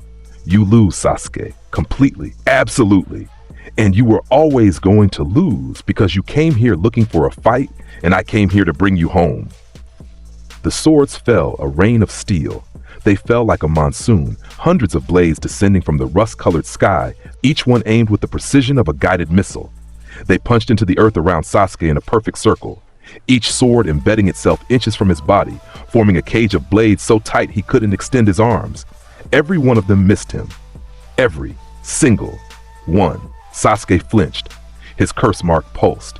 His Sharingan spun, his body tense for the impact that never came. He opened his eyes.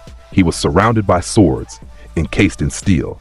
1,000 blades forming a prison around his kneeling body, and the closest one was a centimeter from his cheek, and the one behind him was a centimeter from his spine, and the message was so clear it rang like a bell. "I could have ended you, at any point, in any way, and I chose to let you live. Come home, Sasuke," Naruto said. The Uchiha looked up. Through the gaps between the swords, he saw Naruto standing in the infinite wasteland of his own soul. Red coat blowing in a wind that existed only in this world, white-tipped hair bright against the burning sky. And Sasuke broke. The curse mark receded. Stage 2 collapsed. The wings disintegrated. The gray skin faded. The dark power retreated into the seal on his neck like a snake returning to its hole. Sasuke's eyes returned to black. His body shrank to its normal size. He was a 12-year-old boy again, kneeling in the dirt of another man's world, surrounded by the evidence of a power he could never match. He bowed his head. "I can't beat you," he said. "No, I'll never be able to beat you. Probably."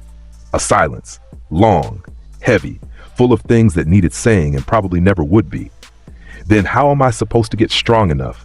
Naruto walked forward. He dissolved the sword cage with a thought, the blades fading into blue light, drifting away like fireflies. He crouched in front of Sasuke. You stop trying to get strong enough alone. You stop treating help like weakness. You stop listening to dead men's demands and start deciding for yourself what you want. He extended his hand. Same gesture he'd offered Gaara. Open palm. Simple.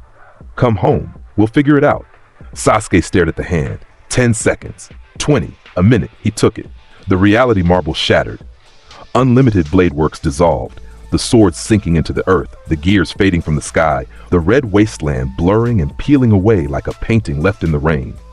Reality reasserted itself. The Valley of the End returned. The waterfall, the statues, the water, the trees, they stood together on the river's surface. Two boys, one in a red coat, one barely conscious. Sasuke's legs gave out. Naruto caught him, slung his arm over his shoulder, took his weight. I hate you, Sasuke mumbled, half conscious. I know. You're the most annoying person I've ever met. I've been told. Sasuke's head dropped against Naruto's shoulder. His eyes closed. The curse mark was dormant, quiet, sealed, as if even Orochimaru's power wanted no part of what had just happened. Naruto carried him. Through the forest, past the retrieval team, all alive, all battered, all staring at Naruto and his unconscious cargo, with expressions ranging from shock to relief to, I'm going to need therapy. Past Kakashi, who had arrived as backup and stopped dead at the forest's edge when he saw Naruto walking out with Sasuke on his back, and a look in his eyes that the Junin recognized from his own mirror. The look of a man who carried more than just another person, who carried the weight of decisions, of mercy given when destruction was easier, of choosing to bring someone home instead of leaving them to the consequences of their choices. Kakashi said nothing. He walked beside them, and that was enough. They reached the village gates as the sun was setting. The sky was red and gold, the same colors as Naruto's coat, the same colors as the burning horizon in Unlimited Blade Works, and the symmetry was either coincidence or the universe being poetic. Tenten was waiting at the gate. She had heard. Of course she had heard. The entire village had felt the reality distortion at the Valley of the End. Sensors had gone haywire, instruments had spiked, and 3 separate Anbu teams had been dispatched to investigate what they described in their reports as a localized dimensional anomaly of unprecedented scale. She saw him coming down the road. Sasuke on his back, blood on his coat, white-tipped hair catching the last light. She ran to him. He let her. She didn't say anything. She took Sasuke's other arm, helped share the weight, and walked beside Naruto through the village gates. Their shoulders touched. You okay? She asked. He thought about it. About the reality marble. About the look in Sasuke's eyes when the swords fell. About the weight of mercy. About the fact that he was tired. Genuinely tired. In a way that went beyond chakra exhaustion. In a way that touched something deeper and older and heavier than this life alone. I will be. She squeezed his arm. They walked through the gates. The sunset painted long shadows behind them, 3 figures against the fading light, carrying each other home. Somewhere inside him, in the infinite wasteland of swords, the gears kept turning. The blades kept standing. The reality marble hummed, quiet, patient, waiting. And that waiting lasted exactly 4 days. On the 5th morning after the Valley of the End, an Anbu agent in a cat mask appeared on Naruto's windowsill at 6 a.m., crouched like a gargoyle, and delivered a scroll with the Hokage's seal on it. Lady Tsunade requests your presence immediately. Define immediately. Now, Uzumaki, let me finish my tea. It's 6 in the tea. Then Hokage, the Anbu left. Naruto finished his tea, green, brewed at the exact temperature that structural grasp told him the leaves demanded, and walked to the Hokage tower in his red coat with Kansho and Bakuya resting against his hips in their sheaths, like old friends keeping pace. The village had changed around him in ways that most people would miss, and Naruto could see from a mile away. Shop owners who used to slam their doors when he passed now held them open a few extra seconds. Whether from respect or fear, he neither knew nor cared. The whispers were different. Demon Brat had evolved into that boy, and then into the one from the valley, which was at least more accurate. A group of academy students he passed on the main road stopped talking when they saw him, and one of them, a girl, maybe 8, pointed at his coat and said to her friend, "That's the sword one." He kept walking. Tsunade's office was smaller than Hiruzen's had been. Or maybe it just felt that way because Tsunade filled the space differently. The third Hokage had presided over his desk like a man meditating in a garden. Tsunade presided over hers like a woman defusing a bomb. Papers were organized in aggressive stacks. 3 empty sake cups formed a triangle near the inkwell. A filing cabinet against the wall had a dent in it that matched the shape of a fist, which Naruto attributed to either policy disagreements or morning hangovers. Jiraiya was there, leaning against the window frame, arms crossed, enormous and white-haired and grinning in a way that suggested he was either extremely amused or extremely worried. With Jiraiya, the distinction was academic. Tsunade looked up from a thick folder. Anbu classification markings covered its surface. Naruto recognized the red border, S-rank intelligence, the kind of material that got people killed for reading it without clearance. "Sit," she said. He sat. She opened the folder. Inside were reports, handwritten, detailed, clinical in their precision, sensor data, chakra displacement readings, spatial distortion measurements, eyewitness accounts from 4 separate Anbu teams, a geological survey of the Valley of the End showing the exact dimensions of the reality distortion field, 400 meters in diameter, sustained for approximately 11 minutes with energy signatures that matched nothing in any database Konoha maintained. "I've read this 6 times, Tsunade said. Each time it makes less sense." "Which part?" "The part where a 12-year-old genin opened a hole in reality and filled it with 10,000 swords. The exact count varies, Naruto." She closed the folder.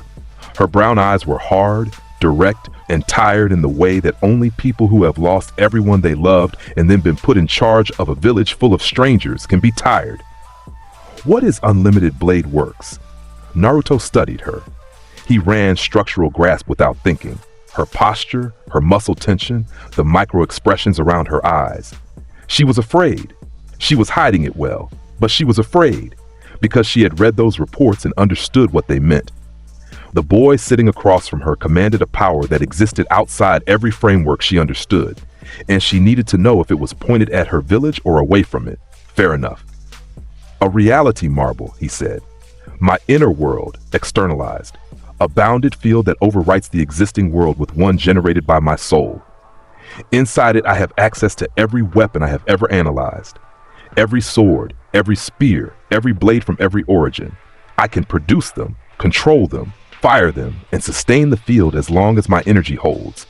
The weapons are projections, copies of the originals, degraded by a single rank, but functionally identical." Tsunade stared at him. Jiraiya's grin was gone.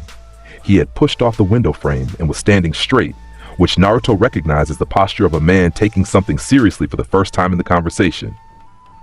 "Every weapon you've analyzed," Tsunade repeated. "Every weapon, from any source. Analyzed once, stored permanently. And the energy it runs on, my sensor teams say it was similar to chakra but fundamentally different. Mana, generated by magic circuits, a secondary energy system that runs parallel to the chakra network but operates on different principles. I was born with both. They coexist, uncomfortably." Tsunade leaned back in her chair. She picked up one of the empty sake cups, considered it, and set it down. "You were born with a completely separate energy system that no sensor in the elemental nations can properly read, and a technique that lets you overwrite reality with a dimension full of weapons." "Yes. And you've been sitting in an academy classroom for 5 years.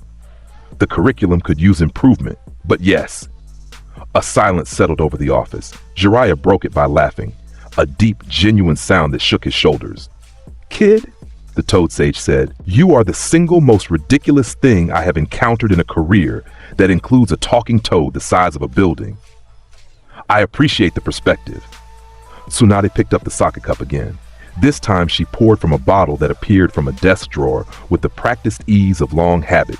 She drank, set the cup down, folded her hands. "Here's where we are," she said, and her voice shifted from confusion into the flat, precise tone of a Hokage addressing a military asset. "The Akatsuki is moving. They're an organization of S-rank missing nin, and their primary objective is collecting the tailed beasts. All 9 of them. They've already taken the 5 tails and the 7 tails. You carry the 9 tails. You are a target. I'm aware. Jiraiya has a spy network that monitors their movements. He's proposing a training journey, 2.5 years, outside the village, traveling the continent. The purpose is twofold. First, remove you from Konoha while the Akatsuki are still gathering intelligence, making you a moving target instead of a stationary one.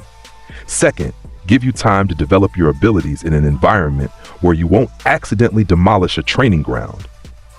I only demolished one training ground, partially. You removed a section of the Forest of Death that we're going to have to explain as a natural geological event to visiting diplomats. The snake was large. Tsunade's eye twitched. It was becoming a common reaction among authority figures in Naruto's life. "Will you go?"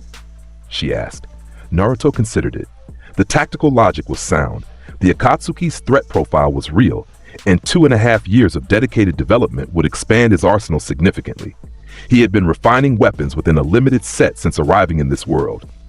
There were legendary weapons across the elemental nations that he had never analyzed, never traced, never added to the infinite catalog inside Unlimited Blade Works. Travel would give him access, but leaving meant leaving.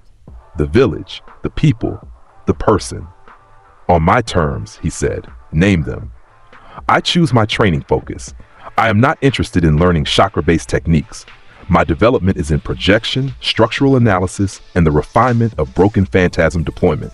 Jiraiya advises. He does not direct. Jiraiya raised an eyebrow, but said nothing. "Second," Naruto continued, "I return when I decide the journey is complete and the village's gate is open to me regardless of political developments in my absence. Done." Third, Sasuke Uchiha stays in Konoha. He is placed under observation, not imprisonment. Kakashi monitors his seal. He is given the opportunity to train and grow within the village structure, supervised but free. Tsunade's eyes narrowed. "You're making demands about a flight risk who just tried to defect. I'm making a request about a teammate who made a mistake and came home. There's a difference. If you cage him, you'll lose him. If you give him room to breathe, he'll stay. I staked a reality marble on that assessment. I'd prefer it paid off." Tsunade studied him for a long time. Then she nodded. "Agreed, all three. Anything else?" "No." "Then you leave in 3 days." He left the Hokage's office and walked into a morning that smelled like rain. Jiraiya caught up to him on the main road, falling into step beside him with the ease of someone who had walked with hundreds of people across dozens of countries and knew how to match a pace. "You're an interesting kid," Jiraiya said. "I'm told." Most Genin I've trained get excited about the idea of a training journey, new techniques, new places, adventure. You look like I just told you about a dental procedure. Adventures are what people call near-death experiences after they survive them. Jiraiya laughed again. He did that a lot, laughed at things that were true and uncomfortable, which was the mark of either wisdom or insanity. "Fair enough. 3 days. Pack light? We're covering a lot of ground. I travel light by definition. Everything I carry is in my head." Jiraiya studied Naruto's profile. The red coat, the white-tipped hair, the calm gray-blue eyes that held something older than 12 years. The Toad Sage had met a lot of people in his life. He had trained the 4th Hokage. He had fought alongside legends. He had been collecting stories since before this boy's parents were born. Naruto Uzumaki was the first person Jiraiya had ever met who felt like a story that had already been told. 3 days, Jiraiya repeated, and headed toward whatever bar was open at 7 in the morning. In Konoha, there was always one. Naruto found Tenten at their training ground that evening. The one near the old forge, where the river's sound swallowed everything that did not need to be heard. She was throwing. Of course she was throwing. She had the twin blades he'd made her. Her blades, the ones shaped for her exact grip, and she was cycling through a combination drill. Throw, draw from scroll, throw again, retrieve with wire, repeat. The rhythm was clean. The accuracy was devastating. She had gotten better in the weeks since the Chunin exams, sharpening herself with the same dedication she demanded from her edges. She heard him coming. She always did. Something about his footsteps, the weight that did not belong to a 12-year-old body, the slight asymmetry from a reinforcement that never fully powered down. "Hey," she said without turning. "Hey." She threw the last blade. It sank into the target's center with a sound like a period at the end of a sentence. She turned to face him. He told her. He told her about the training journey, about Jiraiya, about the 2.5 years, about the Akatsuki and the tailed beasts, and the fact that the world was lining up problems on the horizon like arrows in a quiver, and he needed to be ready for them. She listened. She did not interrupt.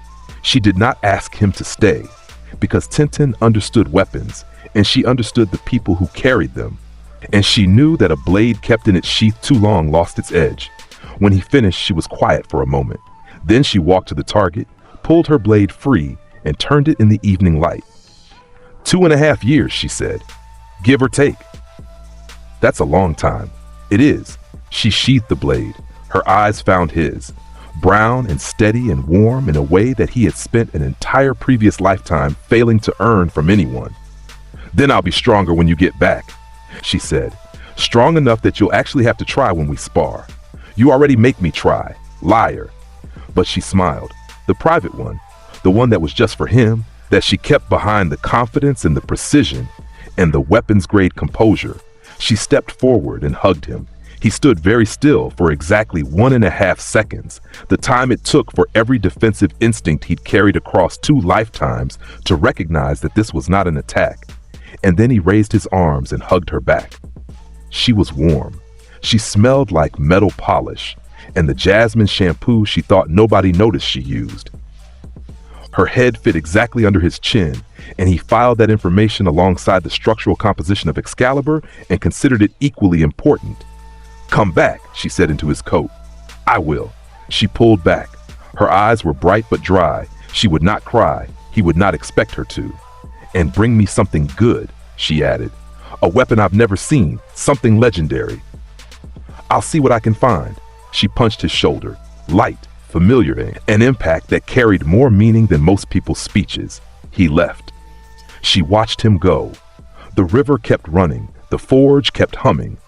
And the distance between them began to grow, measured in footsteps first, and then in miles, and then in months, that would teach them both what it meant to miss someone who spoke their language.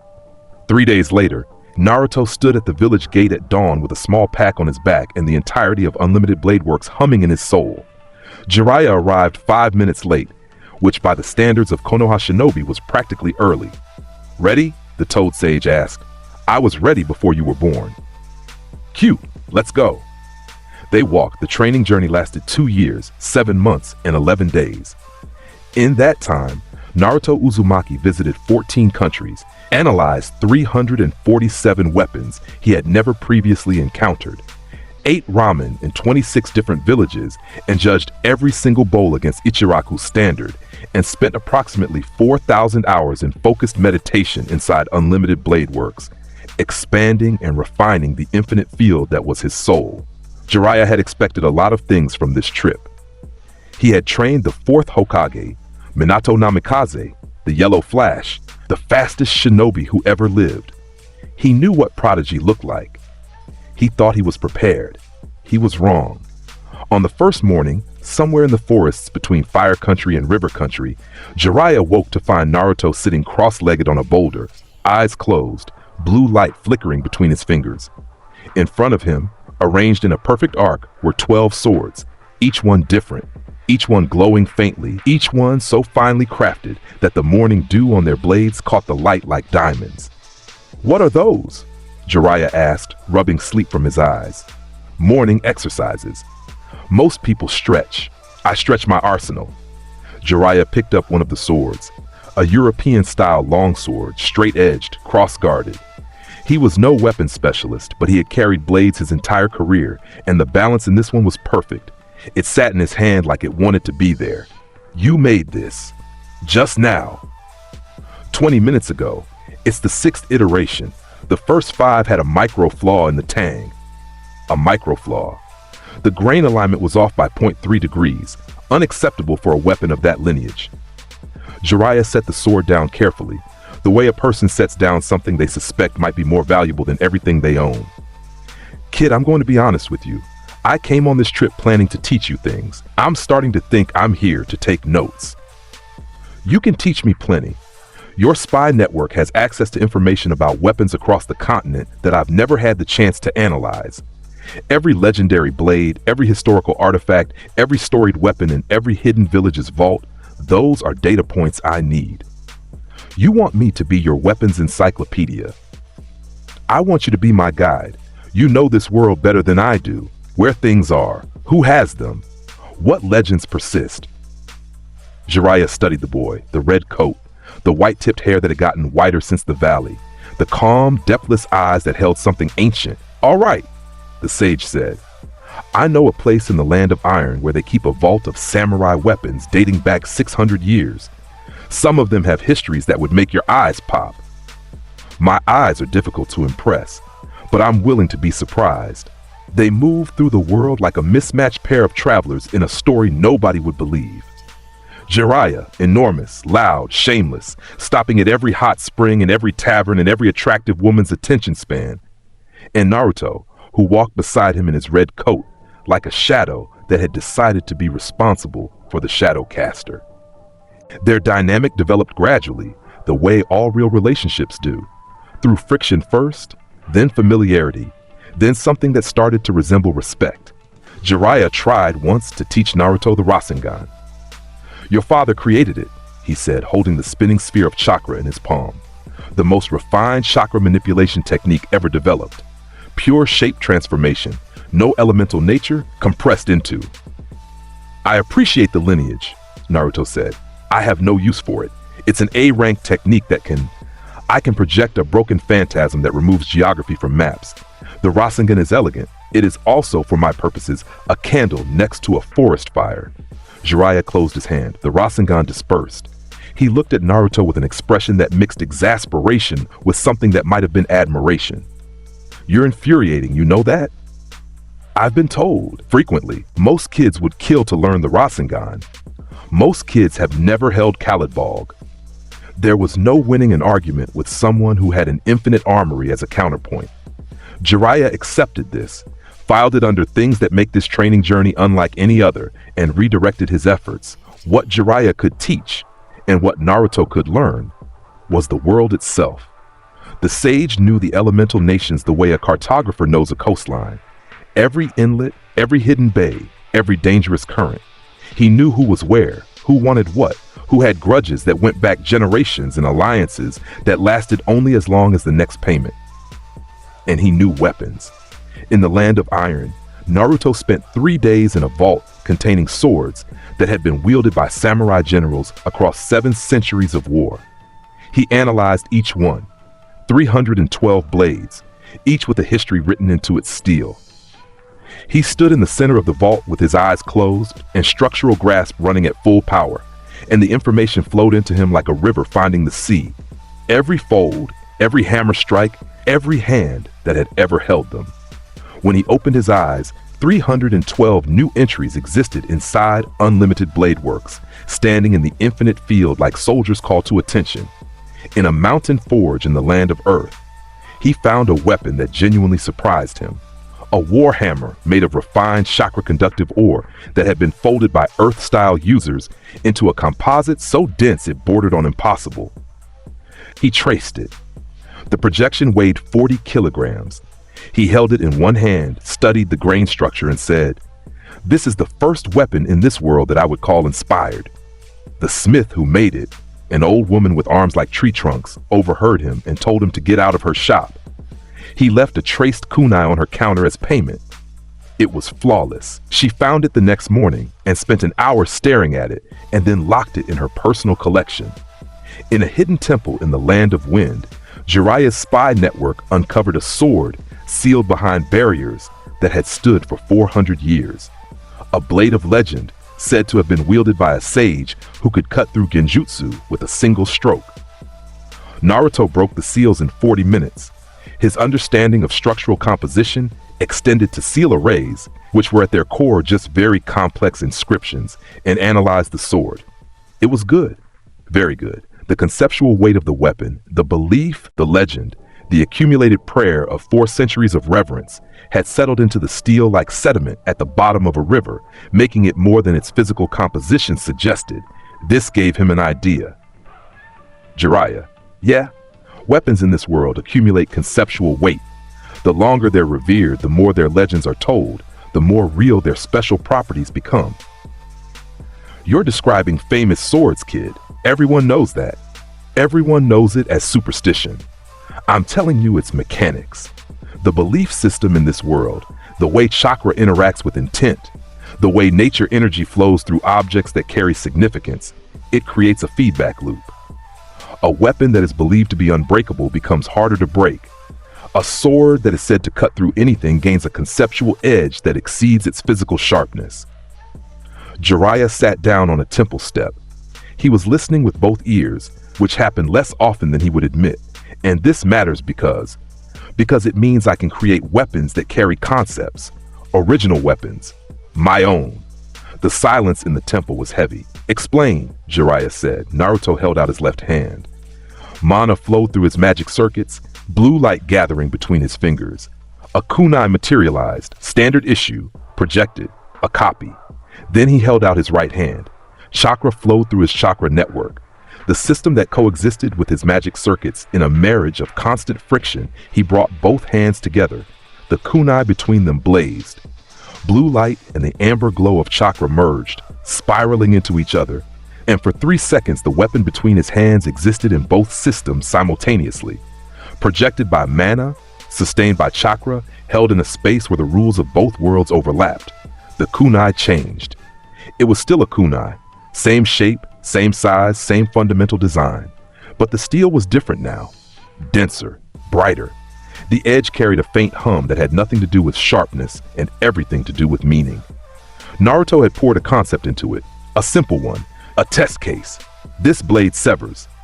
The concept of severance itself, written into the weapon's existence through the combined force of two energy systems that had never been designed to cooperate, he threw it at the temple wall. Stone. Solid granite, reinforced by seals. The kunai passed through it like the wall was made of paper. It buried itself in the cliff face behind the temple, leaving a clean hole in the granite that showed no stress fractures, no cracking, no resistance. The stone had simply parted. Jiraiya stared at the hole in the wall. That's new, he said. I'm calling it reforge, Naruto said, studying his hands. Both of them were shaking. The strain of running mana and chakra simultaneously had set his nerves on fire, and the white in his hair had crept another centimeter from the tips. The process of creating an original weapon with an inscribed concept, using both energy systems as the forge and the fuel. And the cost? Naruto looked at the old man. The shaking in his hands was visible. His magic circuits ached. A deep, bone-level burn that he had learned to live with since birth, but that reforge amplified tenfold. Significant, he said. Jiraiya nodded. He had trained enough prodigies to know the look of a man weighing power against price. How far can you push it? I intend to find out. He spent the next 6 months finding out. The process was agony.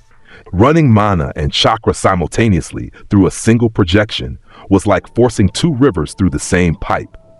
The systems fought each other, interfered with each other, produced feedback loops that left him shaking and bleeding from the nose after every session. But each attempt taught him something. Each failure refined the technique. And slowly, through persistence that would have impressed a mountain, the method crystallized. He could reforge a simple concept.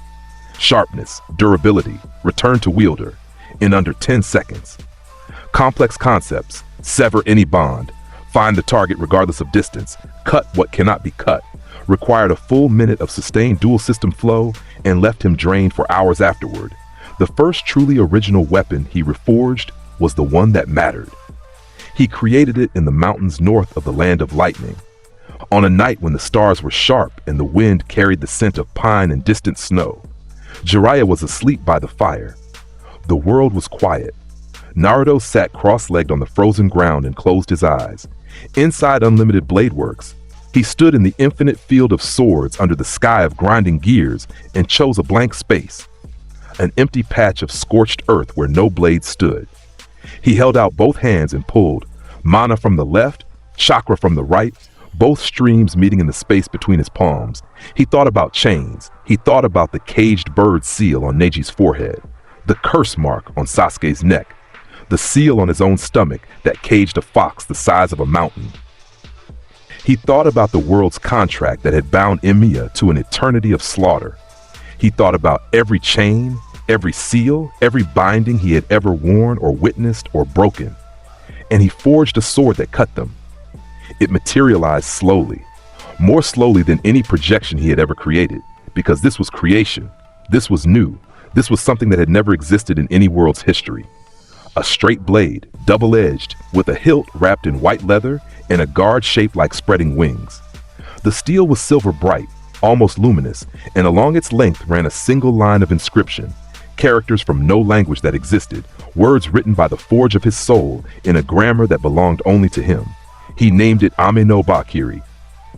The sword that severs the divine. Its concept was absolute. It cut bonds, any bond. Physical chains, spiritual seals, magical contracts, the threads of chakra that connected a puppet to its master, the receivers that connected a dead body to a living controller. Anything that was imposed, any control, any constraint, any leash attached from outside, Ame no Habakiri could sever. He held it in the freezing air and felt its weight. It was light, lighter than any weapon he had ever carried.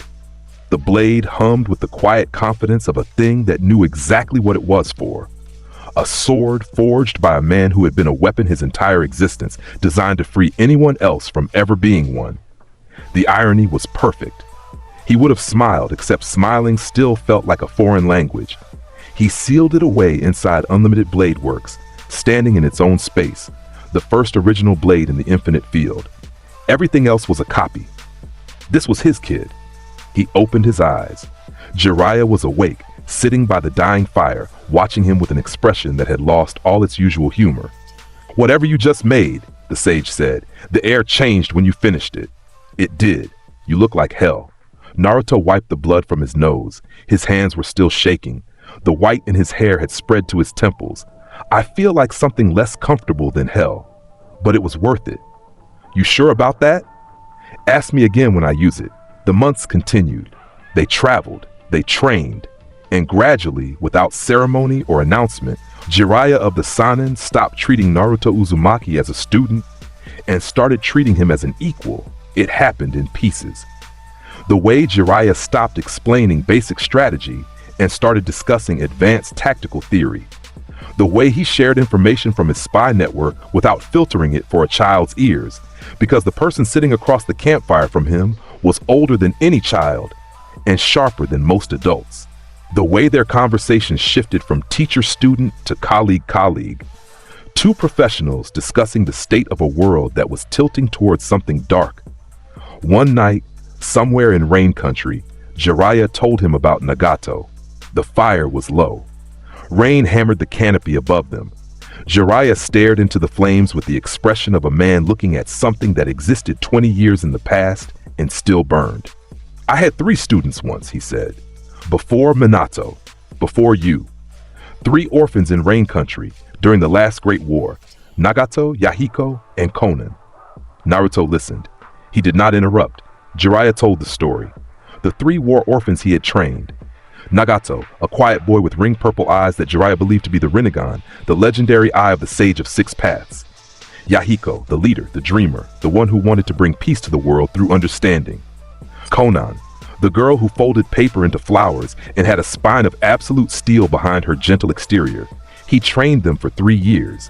He left them to survive on their own, believing they were ready. And the world crushed them. Yahiko died. Nagato broke. And whatever rose from the wreckage of those 3 hopeful children called itself pain and began collecting tailed beasts with the conviction that suffering was the only path to peace. "My greatest failure," Jiraiya said quietly. "Not that I failed to teach them, that I left." Naruto stared at the fire. The rain continued. He thought about students and teachers and the distance between intention and outcome. "You left because you believed in them," he said. "I left because I was afraid of what staying meant." Those are the same things sometimes. Jiraiya looked at him across the flames. The Toad Sage's eyes were bright and wet and old. "You talk like someone who's made the same mistake." "I talk like someone who's made every mistake. The trick is making different ones the second time." Jiraiya laughed, soft, broken at the edges. "You're the strangest student I've ever had, kid. I'm the strangest student anyone has ever had. It's a competitive field."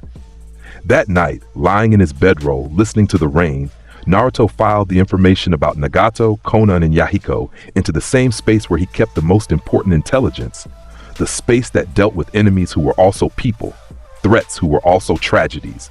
The Rinnegan, 6 paths.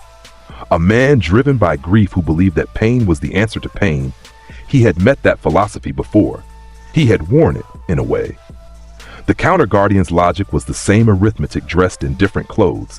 Sacrifice the few to save the many. Accept the cost.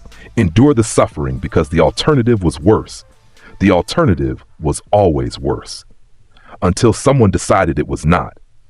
The QB spoke to him for the first time in 6 years during the 20th month of the training journey. They were in the land of hot water. Naruto had pushed a reforge session too far.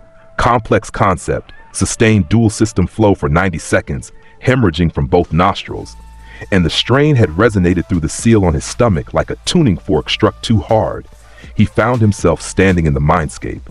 It was different from how most Jinchuriki described theirs. No sewer, no cage, no dripping pipes or oppressive darkness. Naruto's mindscape was unlimited blade works, the infinite field, the scorched earth, the gears in the sky. Except here at the very center of the wasteland, where the densest concentration of swords stood, there was a door, a massive ornate door, reinforced with seals that glowed amber and gold, and behind it, vast, ancient, burning with a malice that had been stewing for 6 years in enforced silence. The nine-tailed fox, its eye filled the gap between the doors. Red, slitted, the size of a house. You, the QB said. Its voice was the sound of a forest fire finding its voice. You've been busy. I have. I felt what you did. That sword, the new one. You poured something through the seal that burned. The reforge process interacts with the seal matrix. An unavoidable side effect. The eye narrowed. You are not afraid of me. I killed a servant with 12 lives in a previous existence. I faced a god who could rewrite causality. Fear requires a frame of reference, and mine has been thoroughly recalibrated. The fox was silent for 3 heartbeats. In the mindscape, each heartbeat shook the ground like a drum. I have been watching you, the QB said, through the seal, through your eyes. For 6 years, I have watched a human child walk through the world with the weight of something old and tired and dangerous inside him, and I have seen the things you carry in this place. The fox's eye moved, scanning the infinite field of swords. 10,000 blades, it said. 20,000. More. You are an armory in human skin. You have killed more things than I have destroyed villages, and you did it with less ceremony. I take no pride in it. I know. That is what makes you dangerous. A pause. The gears ground overhead. The swords hummed. I am the nine-tailed fox. I have lived since before your civilizations learned to sharpen stone. I have toppled mountains and boiled seas and made nations tremble with my passing. And I tell you this, Uzumaki Naruto, or whatever you truly are, I have never been sealed inside anything that frightened me. Until now, the fox's eye did not blink. I did not say frightened. I said nothing frightened me. I am choosing my words carefully. Naruto understood. The fox was not offering friendship. It was not offering partnership.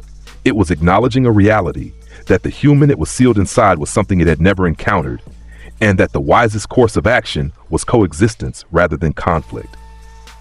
I have no interest in your power, Naruto said. Your chakra is incompatible with my primary system, and the side effects of forced synchronization would damage both of us. I prefer my own tools. I am aware.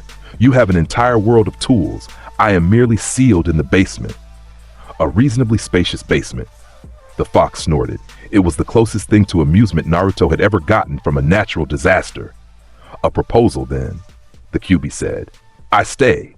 You stay. The seal holds. And if the day comes when something threatens to kill you despite every sword in that ridiculous field, and it will come because the world never stops trying to kill things it fears, I will lend you my strength, freely given, without the rage, without the corruption, without the loss of control that your previous Hokages spent their lives trying to prevent. Why? The fox's eye bore into him. Because if you die, I die, and I refuse to be killed because a human was too proud to accept help. Naruto considered this. The fox's reasoning was sound. The offer was pragmatic, transactional, built on mutual self-preservation rather than trust. That was fine. He understood transactional. He had spent an eternity serving a contract with the world that gave him nothing in return. Acceptable, he said, if the day comes. If, the fox agreed. Naruto left the mindscape. The nosebleed had stopped.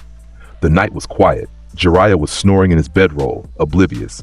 Deep inside the seal, in the basement of a world made of swords, the QB settled its chin on its paws and waited with the patience of something that had outlived civilizations.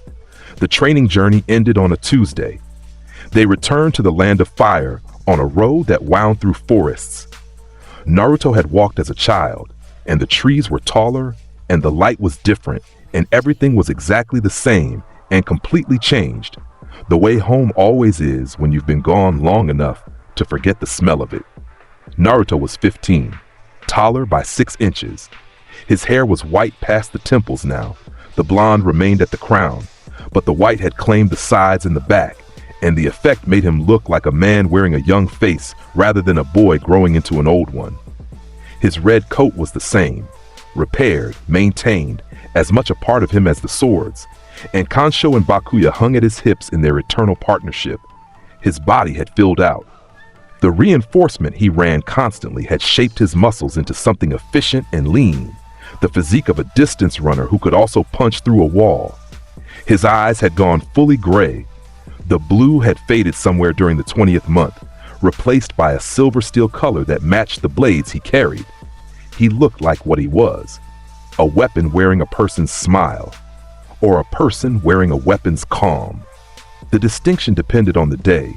Konoha's gates appeared through the trees. Naruto stopped walking. Jiraiya stopped beside him. "Home," the sage said. "Home," Naruto agreed. He said it like a man trying on a word for the first time and finding that it fit better than expected. Tenten was at the gate.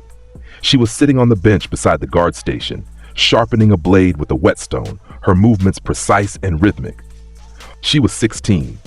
Her hair was in its buns, always in its buns, but she had grown, and her face had lost its childhood softness and gained the sharp angles of a young woman who spent her days throwing things at targets and hitting every one. Her arms were toned, her hands were calloused. The weapon pouch on her hip was larger now, heavier, packed with scrolls that contained an arsenal that would have made a samurai general weep. She looked up. She saw him. The whetstone stopped moving. He walked through the gate.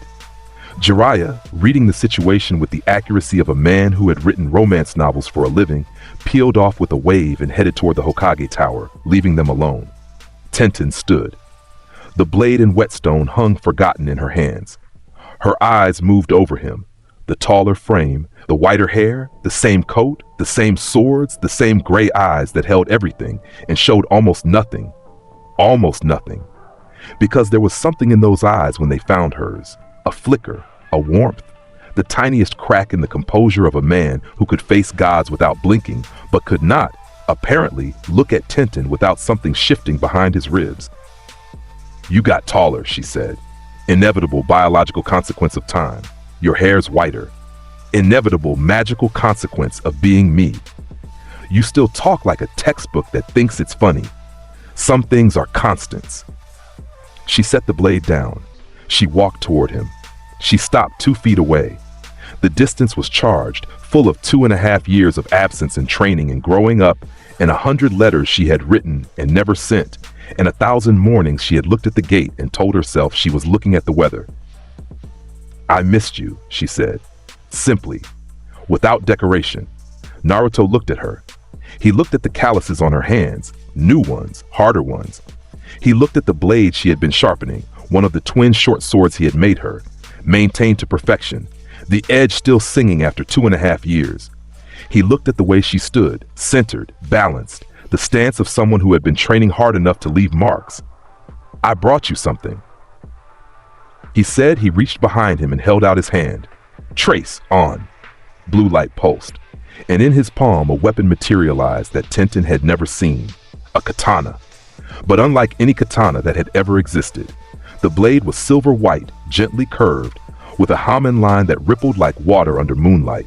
The handle was wrapped in dark leather, shaped for her grip, her exact grip, measured from 2 years of memory, adjusted for the growth his structural grasp had already cataloged in the 3 seconds since he'd seen her. The guard was shaped like a crescent moon. It was beautiful. It was the single most beautiful weapon Tenten had ever seen, and she had spent her life surrounding herself with beautiful weapons. I analyzed 700 swords during the journey, Naruto said. This one takes the best properties of 32 of them and combines them into a single blade. The steel composition is a theoretical ideal. The curvature optimizes cutting force across every angle of attack. The weight distribution centers on your preferred balance point. He paused. I designed it on the road back. I've been thinking about it for 6 months. Tenten took the katana from his hands. She held it. She turned it. The blade caught the afternoon sun and threw a line of white light across the gate's stone wall. She gave it a test swing, a single, clean arc. The blade moved through the air like it was apologizing to it for the intrusion. Her breath caught. "Naruto," she whispered, "this is yours." She looked at him over the blade's edge. Her eyes were wide and bright and full of something that had nothing to do with weapons and everything to do with the person who made them. She closed the distance, went up on her toes, and kissed him. On the mouth. Deliberately, with intent and precision, and the full commitment of someone who had waited 2.5 years and was done pretending that weapon maintenance was the only thing that brought her to the gate every morning. Naruto's brain, which could analyze the structural composition of a noble phantasm in 0.3 of a second, went completely blank. His magic circuits fired. His structural grasp activated involuntarily. He cataloged her lip texture, her heart rate, the exact pressure of her hands on his coat, the faint taste of the green tea she'd been drinking. And then his brain came back online and told his structural grasp to shut up and let him have this. He kissed her back. It was clumsy. He had killed gods across multiple timelines, and he was clumsy at this. His hands found her waist and stayed there because they had no idea where else to go. Her hands found his collar and pulled him closer because she had very clear ideas about where she wanted things to go. The katana was still in her right hand, held out behind his back at a safe angle because she was a weapons specialist, and she would sooner die than damage a blade by being careless with it, even while kissing the boy who made it. They broke apart. Her face was red. His ears were crimson. The gate guards were very deliberately looking in the opposite direction. "Welcome home," she said. "Thank you," he said, and his voice was steady, because some things never changed, and his vocal control was one of them. But his heart rate was 160 beats per minute, and he was going to need a full minute of reinforcement-assisted breathing to bring it down. She grabbed his hand. He let her. They walked into Konoha together. The sunset painted the streets gold. His coat caught the light and flared red against the stone buildings, and her blade caught the light and flared white against the darkening sky. And anyone watching would have thought they were seeing something out of a legend. They were. They just did not know it yet. The village had healed in his absence. Buildings that had been damaged during the invasion were rebuilt. Streets that had been cratered were repaved. The faces on the Hokage mountain now included Tsunade's, carved in stone, with an expression that somehow captured both her authority and her exasperation. Naruto reported to the Hokage Tower the next morning. Tsunade read Jiraiya's report, 7 pages, remarkably detailed for a man who spent half the trip in hot springs, and then looked at Naruto for a long time. "Jiraiya says you developed a new technique, Reforge, the ability to create original weapons with inscribed concepts, using a dual system projection method. He says the weapon you created can sever any imposed bond. Amino Habakiri, correct." Tsunade set the report down. "There are things in this world that need severing, Naruto. Old things, things that people in power prefer to leave in place." "I'm aware." "Good, because the Akatsuki is accelerating. 3 more Jinchuriki have been captured in the last 18 months. You are a priority target. I need you ready. I've been ready since I was born. This time, I'm also prepared." She almost smiled. "Almost. Get settled. Team assignments will come within the week. And Naruto?" "Yes?" "The boy in the hospital, Sasuke. He's been asking about you." "Has he?" "He's changed. I won't say how. Go see for yourself." He went. But first, he went to the training ground. He found Tenten there the next evening, the way he always found her, in motion, in practice, in the act of turning dedication into lethality. She was testing the katana he'd given her, running through forms with a fluidity that made his chest do something structurally unsound. He sat on the boulder at the edge of the clearing and watched her work. She knew he was there. She always knew. When she finished, she came and sat beside him, close. Their shoulders touched. The evening was warm.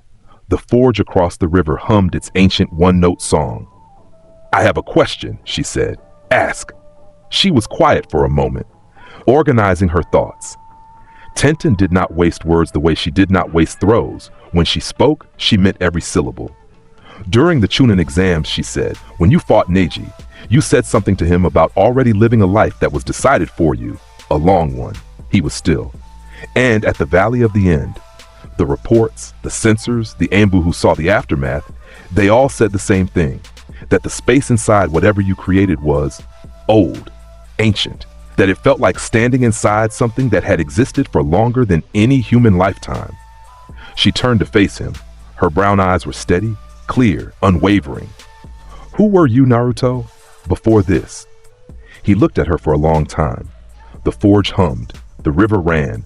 The last light of day turned the sky the color of the burning horizon inside Unlimited Blade Works, and the symmetry was deliberate or it was meaningless, and he had never been able to tell the difference. He could deflect. He was good at deflecting. A well-timed dry remark, a redirect to a different topic, a traced weapon to demonstrate something flashy enough to shift her attention. He had 100 tools for avoiding this exact moment. He used none of them. "A man named EMIYA Shiro," he said. "In a different world, a different life." She listened. She did not interrupt. He told her. He told her about the fire, the conflagration that killed everyone and everything in a city block, and the boy who crawled from the ashes with nothing left inside him except the relief on a stranger's face as the stranger saved him. He told her about the dream, the hero of justice, the boy who wanted to save everyone, who burned so brightly with that impossible wish that it consumed him from the inside out. He told her about the war, the Holy Grail War. 7 mages, 7 servants, legendary heroes from history and myth, summoned to fight to the death for a wish-granting cup that was never what it seemed. He told her about Saber and Rin and the choices made in dark rooms when the world was ending. He told her about the deal, the contract with Alaya, the collective unconscious of humanity, that he signed because he believed it would let him save the most people. A contract that made him a counter-guardian after death. An existence of endless slaughter, summoned wherever humanity teetered on the edge of extinction. And the solution was always the same: kill everyone involved. Every single time. He told her about the regret, the eternity of it, the endlessness. The moment when the hero of justice looked at his own hands and saw nothing but blood and wondered if the boy in the fire had been worth saving after all. He told her about waking up in a crib in Konoha with whisker marks and a seal and 10,000 swords in his head and thinking, again, when he finished, the stars were out. The forge had gone quiet. The world was still. Tenten sat beside him, her hands in her lap, her face unreadable. She had listened to the entire story without moving, without speaking, without doing anything except hearing the man beside her describe a life so heavy it had broken reality when he showed it to someone. "So the swords," she said finally, "all of them, every weapon in that place, are the weapons I've analyzed across both lives. Every blade I've touched, every weapon I've witnessed, every armament from every legend and every battle. They are my history. They are the only thing I kept." She was quiet for another moment. "And the white in your hair? The strain of sustaining dual energy systems in a body built for only one. I am, in a very literal sense, burning myself to exist. Does it hurt? Always. And you never told anyone." "I'm telling you." She turned to him. Her eyes were bright, wet at the edges, but the tears did not fall because she would not let them, because she was Tenten, and she held herself together the way she held her weapons, with precision and grip and absolute refusal to drop. "You massive idiot," she said. He blinked. 2 lifetimes. 2 lifetimes of being a weapon for other people. 2 lifetimes of carrying everything alone. Because you're too proud and too tired and too stupid to let someone else help. And you sit here and tell me this like you're reading a mission report, like it doesn't matter, like Her voice cracked. Just for a second, she pulled it back together. You are the most brilliant, most powerful, most exhausting person I have ever met. And if you think I'm going to let you carry all of that alone in this life, you are wrong. You are the wrongest you have ever been, and you have been wrong before, because you just told me you spent an entire previous existence being wrong about what it means to be stared at her. Strong is letting someone stand next to you, she said. That's it. That's the whole answer. You want to be a sword? Fine. I'll be the hand that holds you, and I swear on every blade in my collection that I will never let you fall. The river ran, the stars burned, the gears inside Unlimited Blade Works, deep in his soul, continued their endless turning, and Naruto Uzumaki, who had died twice and been reborn once and carried the memory of infinite weapons inside a world that lived inside his chest, felt something break, something old. Something that had been locked and sealed and reinforced across 2 lifetimes of refusing to let anyone in. He reached over and took her hand. Okay, he said. That was all. One word. But it carried the weight of a decision that 2 lifetimes of combat experience and divine level power projection had never been able to make for him. He chose to let someone in. She squeezed his hand. Hard. The calluses on her palms pressed against his, and the contact was rough and warm and real in a way that no traced weapon had ever been. They sat together on the boulder as the night deepened, hand in hand, and said nothing else, because the silence between 2 people who understand each other is its own language, and they were both fluent. The Akatsuki came for him 2 months after his return. They chose their moment well. A mission outside the village, a routine escort to a trading post near the border of Fire Country and the land of waterfalls. Naruto, Kakashi, and a recently promoted Shikamaru as tactical support. A simple job. The kind that turned complicated the moment someone with an S-rank bounty decided to make it personal. The killing intent arrived first. Heavy. Layered.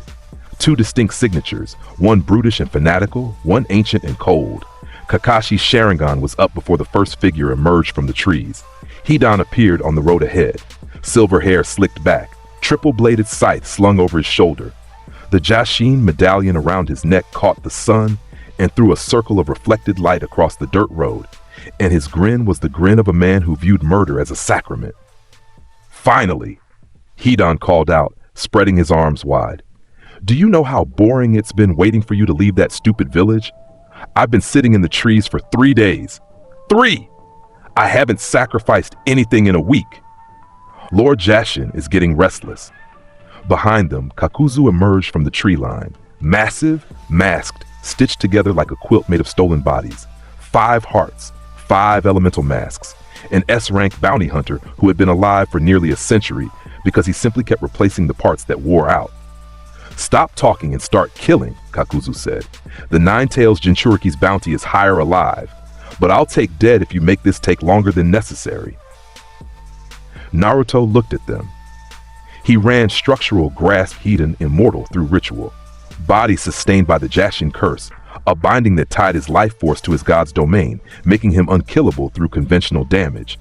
His scythe was poorly maintained, the edge was adequate but the balance was sloppy, a weapon wielded by someone who valued spectacle over substance. The medallion was the key. The ritual circle was the mechanism. Draw blood, complete the circle, link the bodies, and any damage Hidan inflicted on himself transferred to the target. A curse, a bond, a chain of imposed death from outside. Naruto's hand drifted toward the space inside Unlimited Blade Works where Amino Habakiri stood alone. Kakuzu, 5 hearts, each one housing a separate elemental nature. Earth, fire, wind, water, and lightning.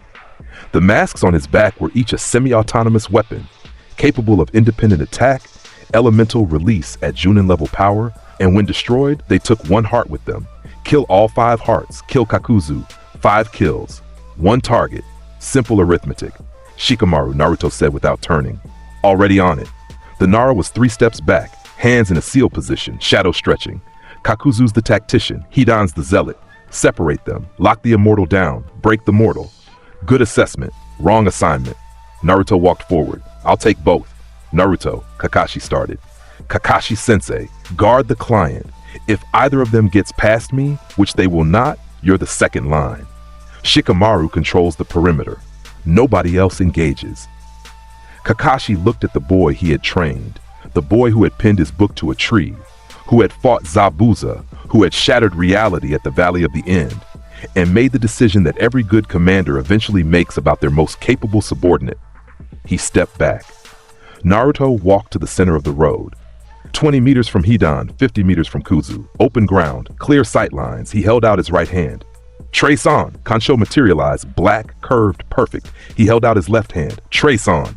Bakuya materialized, white, curved, its partner in every dimension. Hidan's grin widened. Ooh, fancy swords. I love it when they bring toys.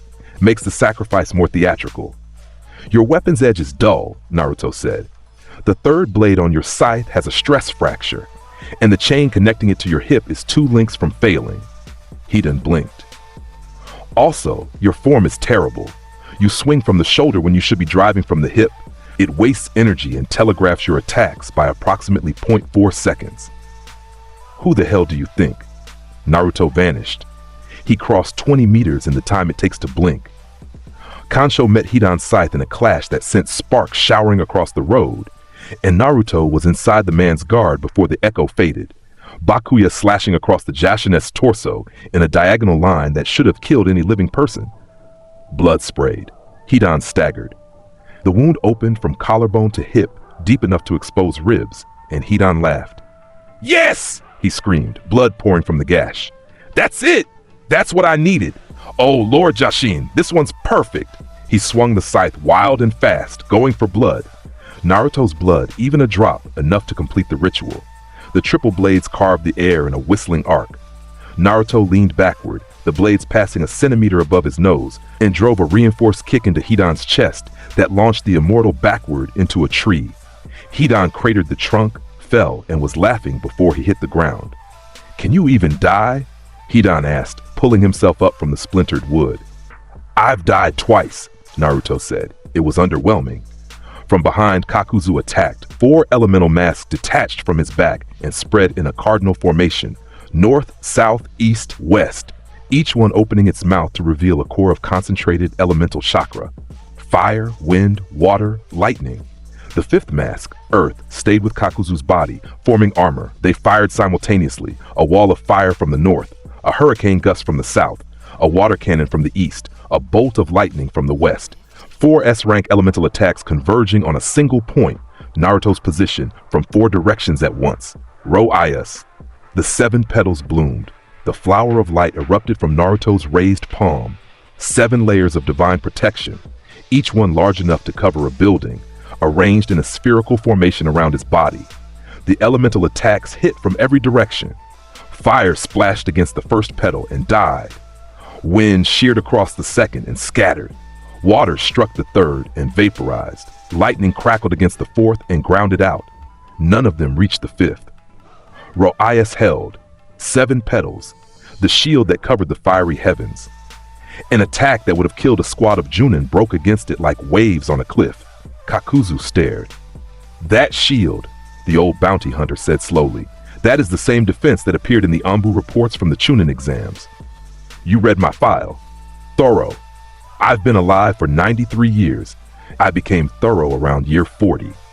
Naruto lowered Ro-Ayas. The petals folded and dissolved.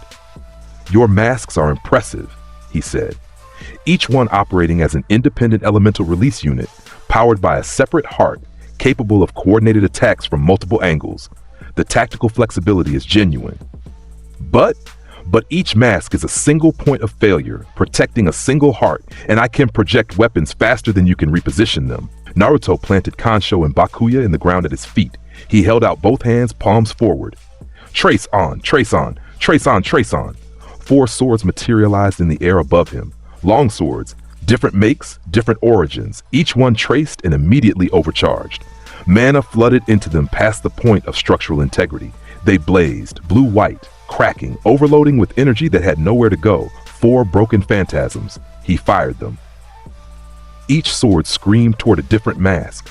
4 guided projectiles, 4 trajectories, 4 detonations waiting to happen. They crossed the distance in under a second. The masks tried to dodge.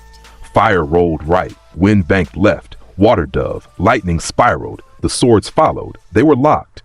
Structural grasp had given him perfect analysis of each mask's energy signature, and the broken phantasms tracked those signatures the way runting tracked a target's aura. Impact. 4 explosions. Contained. Precise, nothing like the apocalyptic sphere at the Forest of Death. Naruto had spent months refining broken phantasm deployment. These detonations were shaped, compressed, directional, each one collapsing inward on the mask it struck rather than expanding outward. The technique he had refined during the training journey: focused destruction, maximum damage to the target, minimal damage to everything else. 4 masks shattered, 4 hearts stopped, Kakuzu staggered, his body convulsed, 4/5 of his power grid offline in a single exchange. 1 heart remained. Earth, the armor around his body cracked and reformed, desperate, pouring every remaining resource into survival. Impossible, Kakuzu breathed. 4 hearts. In 1. 5 would have been cleaner, Naruto said. He pulled Kansho and Bakuya from the ground. But I wanted to ask you something first. He walked toward the dying S-rank criminal with the calm of someone approaching a conversation he'd been meaning to have.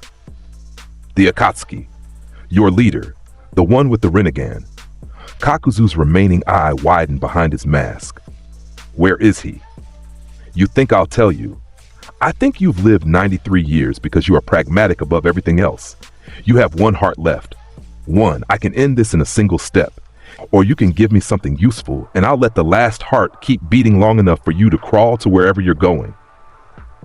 Kakuzu was silent. His body was failing. The stitches that held him together were unraveling without the hearts to sustain them. Rain, he said, the highest tower. He never leaves. Thank you. Naruto turned to Hidan. The immortal was on his feet, covered in his own blood, scythe raised, medallion swinging. He had drawn a ritual circle in blood on the ground while Naruto was handling Kakuzu, the Jashin symbol, the pentagram, the binding array. Got you, Hidan grinned. He had Naruto's blood, a single drop from a deflected scythe swing that had grazed his coat. Enough for the ritual. He stepped into the circle, skin turning black and white, the link forming. Any damage he inflicted on himself would now transfer to Naruto. He raised a sharpened stake above his own chest. Feel the pain of Lord Jashin. He stabbed himself through the heart. The ritual activated. The bond flared. The curse reached for Naruto's body, reaching through the link, through the blood, through the imposed connection between killer and victim. Naruto held up his right hand. Trace on. Ame no Habakiri materialized, silver white, double-edged. The inscription along its blade glowed with the light of 2 energy systems fused into a single purpose. He brought it down in a single slash that cut nothing physical. The bond severed. Hidan felt it, the snap, the disconnection, the sudden silence where Lord Jashin's link had been screaming. The curse of Jashin, the imposed bond between his body and his target, was cut, cleanly, completely, as if it had never existed. The black and white pattern on Hidan's skin faded. He staggered. The stake through his heart was just a stake through his heart now, not transferred, not linked, just a man who had stabbed himself for nothing. What? Hidan said, looking at his own chest. What did you? Ame no Habakiri, Naruto said, holding the silver blade in the light, the sword that severs the divine. Any imposed bond, any forced connection, any chain placed from outside, it cuts. Your curse of Jashin is an external imposition on reality, a religious contract between your body and your god's domain. He rested the blade on his shoulder. This sword was designed to cut exactly that kind of thing. Hidan looked at the weapon. He looked at his chest. He looked at Naruto. You made a sword that kills my god's blessing. I made a sword that cuts chains. Yours was the first one worth testing it on. Behind them, Shikamaru had already extended his shadows. Hidan, disoriented, disrupted, his immortality intact, but his primary offensive technique severed, was caught in the shadow possession before he could recover. Shikamaru dragged him to the ground with the calm efficiency of someone solving a problem that had been reduced from impossible to inconvenient. Naruto, Shikamaru called. He can't die. What do we do with him? Naruto considered the immortal pinned to the ground by shadows. A man who could survive any wound, who could be dismembered and reassembled, who could be buried and would lie in the earth forever, cursing and praying and waiting. Dig a hole, he said, a deep one. They buried Hidan 20 feet underground in a forest clearing. Shikamaru sealed the site with explosive tags and a marker that read, in his neat handwriting, "Do not dig." Kakuzu died on the road. His last heart failed. His stitches unraveled. 93 years of borrowed time ran out on a dirt road in fire country, and the old bounty hunter's final expression was one of mild annoyance, as if death was an appointment he'd been rescheduling for decades and had finally been forced to keep. The mission team returned to Konoha. The client was unharmed. Kakashi walked beside Naruto in silence for the first hour, then said, "The sword. The new one. The silver blade. Ame no Habakiri. You made it." During the training journey, reforged from both energy systems, it cuts bonds. Any imposed bond, curses, seals, control techniques, binding jutsu, anything that chains one thing to another against its nature. Kakashi was quiet for a long time. He was thinking about the cursed seal on Sasuke's neck, the caged bird seal on Neji's forehead, the seal on Naruto's own stomach. Chains, all of them, imposed, external. "That's a very specific sword to create," Kakashi said carefully. "I am a very specific person." Kakashi said nothing more, but he walked a little straighter for the rest of the journey, as if a weight he'd been carrying for years had shifted, had not been removed, but had been acknowledged, and the acknowledgement alone was enough to make it lighter. Sasuke was waiting for him in Training Ground 7. The Uchiha had changed. Naruto could see it from 100 meters. The posture was different. The stance was different. The set of his shoulders had shifted from coiled tension to something approaching equilibrium. The curse mark was dormant. Kakashi's monitoring, combined with whatever internal reckoning Sasuke had done during Naruto's absence, had pushed it into a deep sleep. It was still there, a snake in a hole, but it was quiet. Sasuke stood in the center of the training ground with his arms at his sides. No weapon, no Sharingan activation, just a young man standing in an open field waiting. "Naruto," he said. "Sasuke." A silence. The wind moved through the trees. A bird sang somewhere, oblivious to the weight of what was happening between two people who had once fought at the Valley of the End with the force of natural disasters. "I've been training," Sasuke said. "Every day, since you left. I've pushed my Sharingan to its limits. I've developed new techniques. I've done everything I could do alone." And? Sasuke's jaw worked. This was hard for him. Naruto could see the effort it took. The pride being swallowed, the ego being set aside, the identity of the strongest being voluntarily placed on a shelf. "It's not enough," Sasuke said. "Training alone against targets and sparring dummies will never prepare me for what I need to face. I need an opponent who is better than me, significantly better. Someone whose power operates on a level that forces me to evolve just to keep up." He met Naruto's eyes. "I need you to train with me." Naruto studied him. He looked for the old rot, the desperation, the jealousy, the consuming need for power at any cost. It was gone. Or rather, it had been replaced. The need was still there. Sasuke still wanted to be strong enough. But the axis had shifted. He was asking instead of taking. He was seeking growth instead of power. The difference was everything. "Not to teach you projection," Naruto said. "I know that's impossible. Your system is yours. I'm asking you to fight me, regularly, seriously, so I can test myself against something real. You want a whetstone. I want a sparring partner who won't break." Naruto's mouth twitched, the ghost of a smile. "Fine." They trained together twice a week, Tuesdays and Fridays. Training Ground 7. No rules, no restrictions, full contact. The sessions were something to witness. Sasuke had genuinely grown. His Sharingan was sharper, his taijutsu was faster. His fire techniques had gained a precision that moved them from powerful to surgical. He fought with intelligence now, with strategy, reading Naruto's patterns and adjusting, probing the gaps between traced weapons, trying to find the spaces where a human being existed behind the infinite armory. He lost every session, every single one. But the margin got smaller, slowly, incrementally. The way erosion works, imperceptible in the moment, undeniable over time. On Tuesdays, Naruto fought him with Kansho and Bakuya. Close range, speed and precision. Sasuke's Sharingan could read the trajectories, but reading and reacting were different skills, and Naruto's blade speed was increasing with every week of reforged refinement. On Fridays, Naruto fought him with ranged weapons. The bow, thrown swords, projected barriers. Sasuke learned to dodge, to anticipate, to use his fire techniques as area denial against incoming projectiles.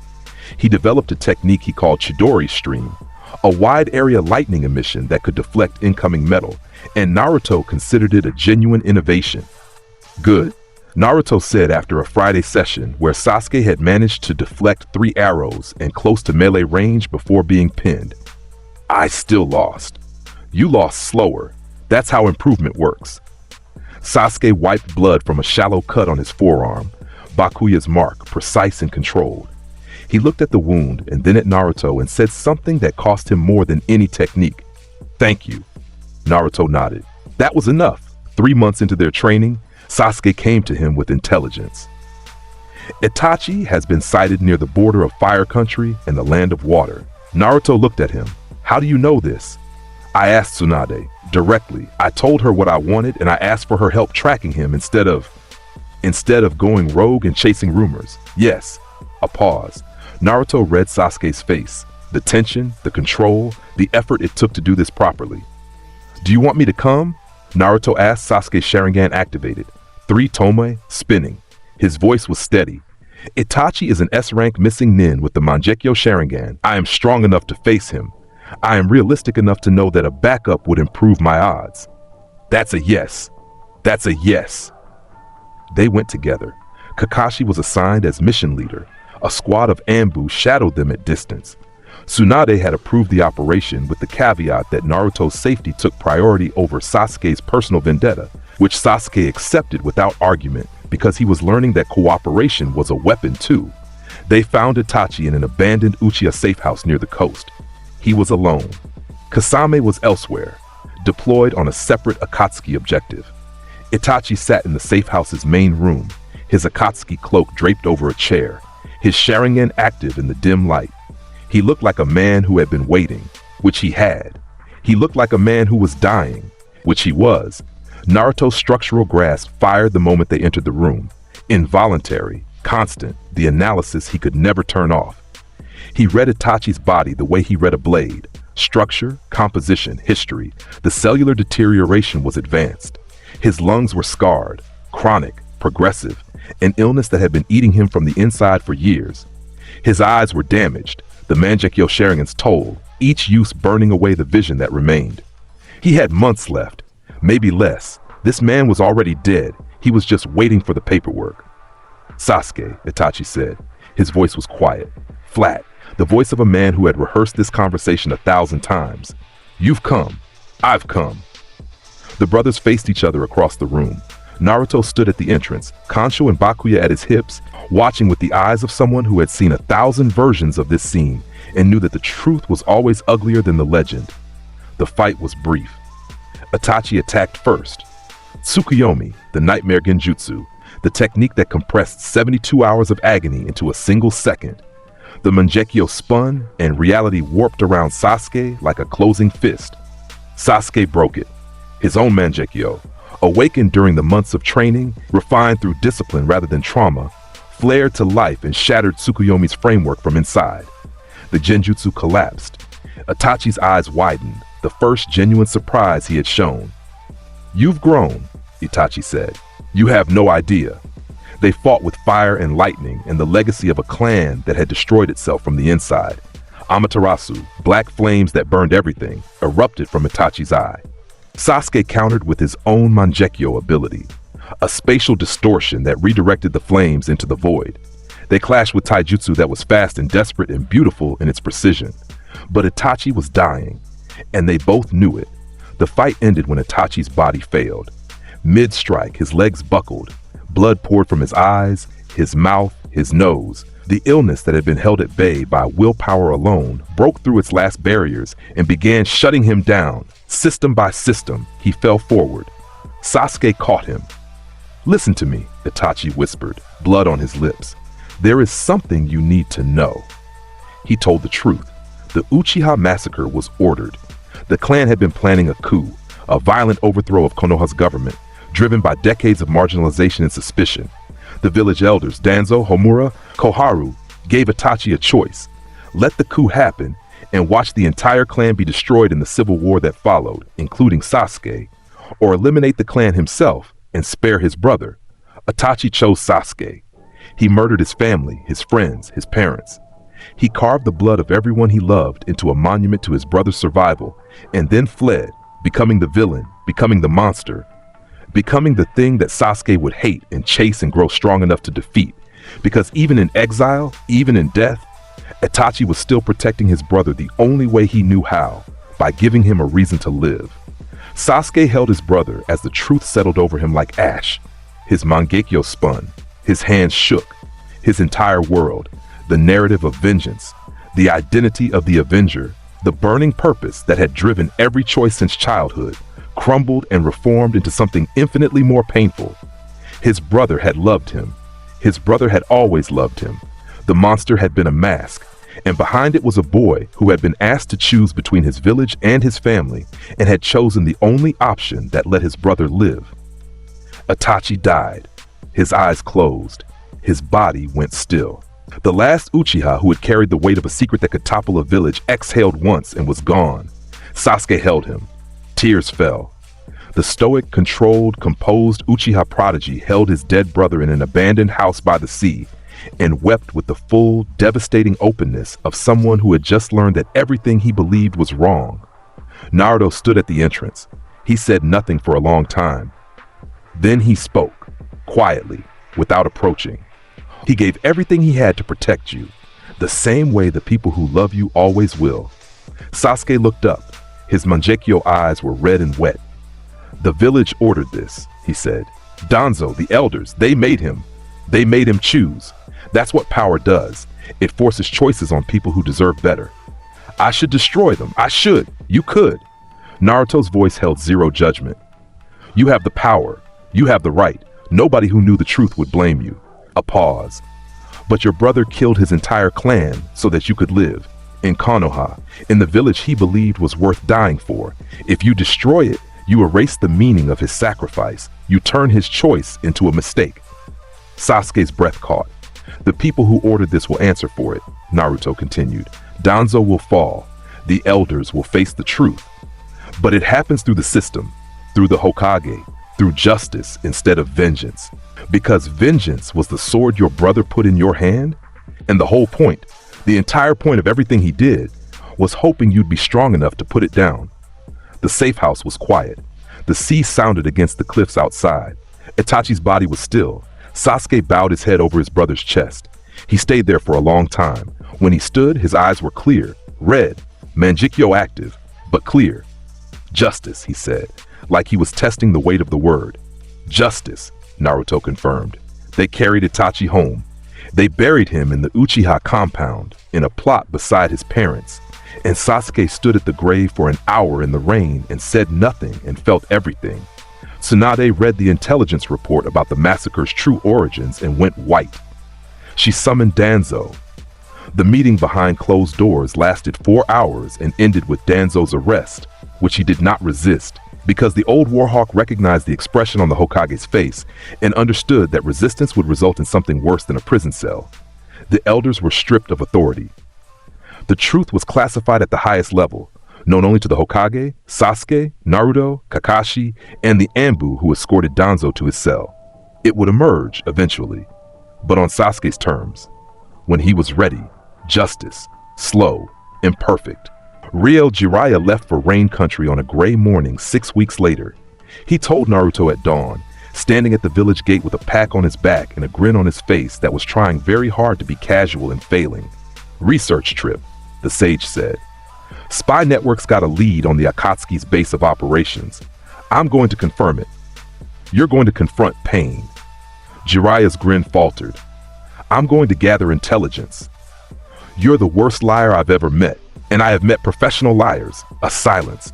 The gate guards looked elsewhere. I taught him, Jiraiya said quietly. Nagato, whatever he's become, I was the one who gave him the tools to become it. If there's anyone who can reach him, who can talk to him, who can, you are going to fight him, and the probability of you returning is low. Kid, Jiraiya. Naruto's voice dropped. The dry wit was gone. The flat composure was gone. What remained was the voice of a man who had lost people across 2 lifetimes and recognized the exact sound of a goodbye disguised as a departure. I know what you're doing. I understand why. I will not insult you by asking you to stay." Jiraiya looked at the boy, the man, the impossible, ridiculous, infuriating weapon in human shape that he had spent 2.5 years traveling with, arguing with, and growing to love with the quiet desperation of a man who had never had children and had found one anyway. "If I don't come back," Jiraiya said, "there's a toad who'll deliver my last report. A code embedded in the message. Give it to the code breakers." "I will." "And kid, yes, it was a good trip, best one I've had." Naruto extended his hand. Jiraiya took it. They shook once, firm, the grip of two people who respected each other completely and would never say it in those words because words were insufficient, and they both knew it. Jiraiya walked through the gate. His white hair caught the morning light. His broad shoulders filled the road. He walked like a man with nowhere to be and all the time in the world, and he did not look back, because looking back was for people who expected to return. Naruto watched him go until the road swallowed him. Then he went home and sat in his apartment and traced Kansho and held it in his lap and waited for the message he knew was coming. It came 11 days later. The toad arrived at midnight. Small, old, carrying a scroll with Jiraiya's handwriting on the outside and a coded message on the inside. Naruto read the code, the numbers on the toad's back, the hidden pattern, and delivered it to the code breakers before dawn. The message said, 6 paths, 1 body. The real one is hidden. The Rinnegan is real. The message also said, in the space between the codes, in the ink that smeared at the edges because the handwriting it had been shaking, "I believe in you, kid." Jiraiya of the Sannin was dead. Naruto did not grieve publicly. He did not break things. He did not rage or weep or project 1,000 swords into the earth in fury. He went to his apartment. He sat on his bed. He held the scroll in both hands and read the message 17 times. Then he set it down and stared at the wall and was very still for a long time. Tenten came. She always knew. She walked into his apartment without knocking. She had stopped knocking months ago because they had moved past the stage where doors meant anything, and found him sitting on the bed, eyes dry, expression flat, holding silence like a weapon. She sat beside him. She took his hand. She said nothing. They stayed like that until the sun came up. And when the first light of dawn came through the window, Naruto said, "He was the first person in this life who made me laugh." Tenten squeezed his hand. "Not a real laugh. I'm not sure I'm capable of those yet, but a sound. An acknowledgement that something was genuinely funny. He was absurd and loud and shameless, and he was the kindest man I've met in 2 lifetimes. I know. He went to die and he knew it, and he went anyway because he thought there was a chance he could reach the person who needed reaching. That's..." His voice caught. Just for a fraction of a second, he pulled it back. "That's the kind of heroism I used to believe in before I learned what it cost. And now," he looked at her, morning light in her hair, her brown eyes steady and warm and present. "Now I believe in it again," he said. "And I hate that because it means I'm going to do something stupid." "Like what?" "Like fight a man with the Rinnegan who killed the strongest person I knew." When he comes here. And he will come here." Tenten held his gaze. She did not flinch. She did not ask him to stay safe. She did not tell him to be careful. She had fallen in love with the most dangerous person in the village, and she had done it with open eyes and a clear heart, and she was not about to pretend that the man she loved was anything other than what he was. "Then I'll be here when you're done," she said. "I know." Pain came on a Tuesday. The morning started normally. Vendors opened shops. Academy students filed into classrooms. Kakashi was late to a meeting, which was so routine it was practically policy. Then the sky broke. 6 figures descended from above, riding summoned creatures, and the first Shinra Tensei hit the village like a fist from God. The East Residential District ceased to exist. Buildings that had stood for generations flattened in a single pulse of gravitational force, pushed outward by an invisible pressure that compressed everything in its radius into a plain of rubble and dust. The sound was beyond description. The shockwave traveled through the village streets, shattering windows, throwing people, killing. People died. Immediately, irrefutably. The first wave of Pain's assault killed 97 civilians and 14 shinobi in under 10 seconds, and the number climbed with every passing moment. The 6 paths of Pain spread across the village like a plague with purpose. The animal path summoned massive creatures, dogs, birds, rhinos, things with too many heads and too much mass, that tore through streets and buildings with brute force destruction. The human path ripped souls from the bodies of captured shinobi, extracting intelligence. The Preta path absorbed every jutsu thrown at it, drinking chakra attacks like water. The Asura path transformed its own body into a weapons platform, missiles, blades, mechanical appendages that extended and retracted with killing precision. The Naraka path interrogated and restored, maintaining the other paths through a shared connection. And the Deva path, the central body, the one with orange hair and ringed purple eyes and the Rinnegan blazing, stood at the center of the devastation and controlled it all. Where is the Nine-Tails Jinchuriki? Pain's voice carried across the ruined streets. It was flat, affectless. The voice of a man who had decided that the world's pain was a necessary resource and conversation was merely a means of collection. Konoha fought back. Kakashi engaged the Deva path directly, Sharingan spinning, lightning techniques blazing, and was pushed to his absolute limit within minutes. The man who had trained Naruto, who had fought beside legends, who had carried the copy ninja title for 2 decades, threw everything he had at Pain and watched it be absorbed. Deflected, overcome, Kakashi fell. Not dead, but broken. His Sharingan exhausted, his body shattered, his consciousness flickering as the Deva path stood over him with the expression of someone cataloging a failure. Tsunade coordinated from the hospital, healing the wounded as they poured in, directing reinforcements, holding the village together through force of will and medical expertise. She burned through her reserves. She burned through her stored chakra. She kept going because she was the Hokage and stopping was something that happened to other people. Shikamaru commanded defense teams. Neji and Lee fought the summoned creatures. Hinata shielded civilians. Every shinobi in the village gave everything they had, and it was enough to slow the destruction and insufficient to stop it. Naruto was 3 miles from the village when he felt it. He had been at a training ground, the far one, past the forest, the one where he went when he needed to push his limits without endangering populated areas. He had been working on projection speed when the ground trembled and the sky lit up with the distant flash of the first Shinra Tensei. He felt the village shake through the soles of his boots. He ran. Reinforcement flooded his body, muscles, bones, tendons, pushed beyond their limits by mana that converted physical capability into something that bordered on teleportation. He covered 3 miles in under a minute, leaping from tree to tree, then from rooftop to rooftop, then across a skyline that was on fire. He arrived at the village wall and stopped. Konoha was burning. The residential districts were flattened. The market quarter was rubble. The hospital was intact, Tsunade's barrier, but surrounded by destruction. Plumes of smoke rose from every sector. The sound of combat echoed off the Hokage mountain, which had new cracks in Tsunade's stone face. 6 signatures. He felt them through structural grasp. 6 bodies, each one artificial in a specific way. Dead tissue animated by external control. Chakra receivers embedded in the skin, linking each body to a remote operator. Puppets. Elaborate, powerful S-rank puppets, each one controlled by someone who wasn't here. 6 paths. 1 body. The real one is hidden. Jiraiya's message. Naruto descended into the village. The Asura path found him first, or rather he found it. The mechanical body had cornered a squad of genin against a collapsed building. Its arm transformed into a barrage launcher. Missiles loaded and ready. Tenten was with the genin. She was standing in front of them. Her scrolls were out. Weapons hung in the air around her. Dozens of them, a rotating shield of steel.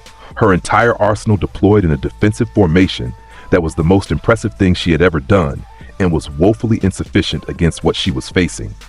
The Ashura path raised its arm. Naruto's brain stopped processing strategy. His magic circuits fired without command. His hands moved without thought. Trace on. Ro Ias erupted between Tenten and the missiles. 7 petals, full deployment. The barrier blazed to life with a force that shattered the ground beneath it, and the missiles hit the shield and detonated, and the explosion washed over 7 layers of divine protection like fire washing over an ocean. Nothing reached her. Naruto landed between Tenten and the Asura path. He was moving before his feet touched the ground, Kansho in his right hand, Bakuya in his left, the married blades catching the firelight as he charged. The Asura path reconfigured. Arms became blades. The mechanical body was fast, combat designed, enhanced, powered by the Renegade's shared vision. Naruto was faster. Kansho severed the right arm at the elbow. Bakuya carved through the left knee joint. A spinning slash took the head. The body dropped, the chakra receivers in its spine still transmitting, still linked to the distant controller, but the puppet itself was finished. 3 seconds. Entry to elimination. He turned to Tenten. She was staring at him.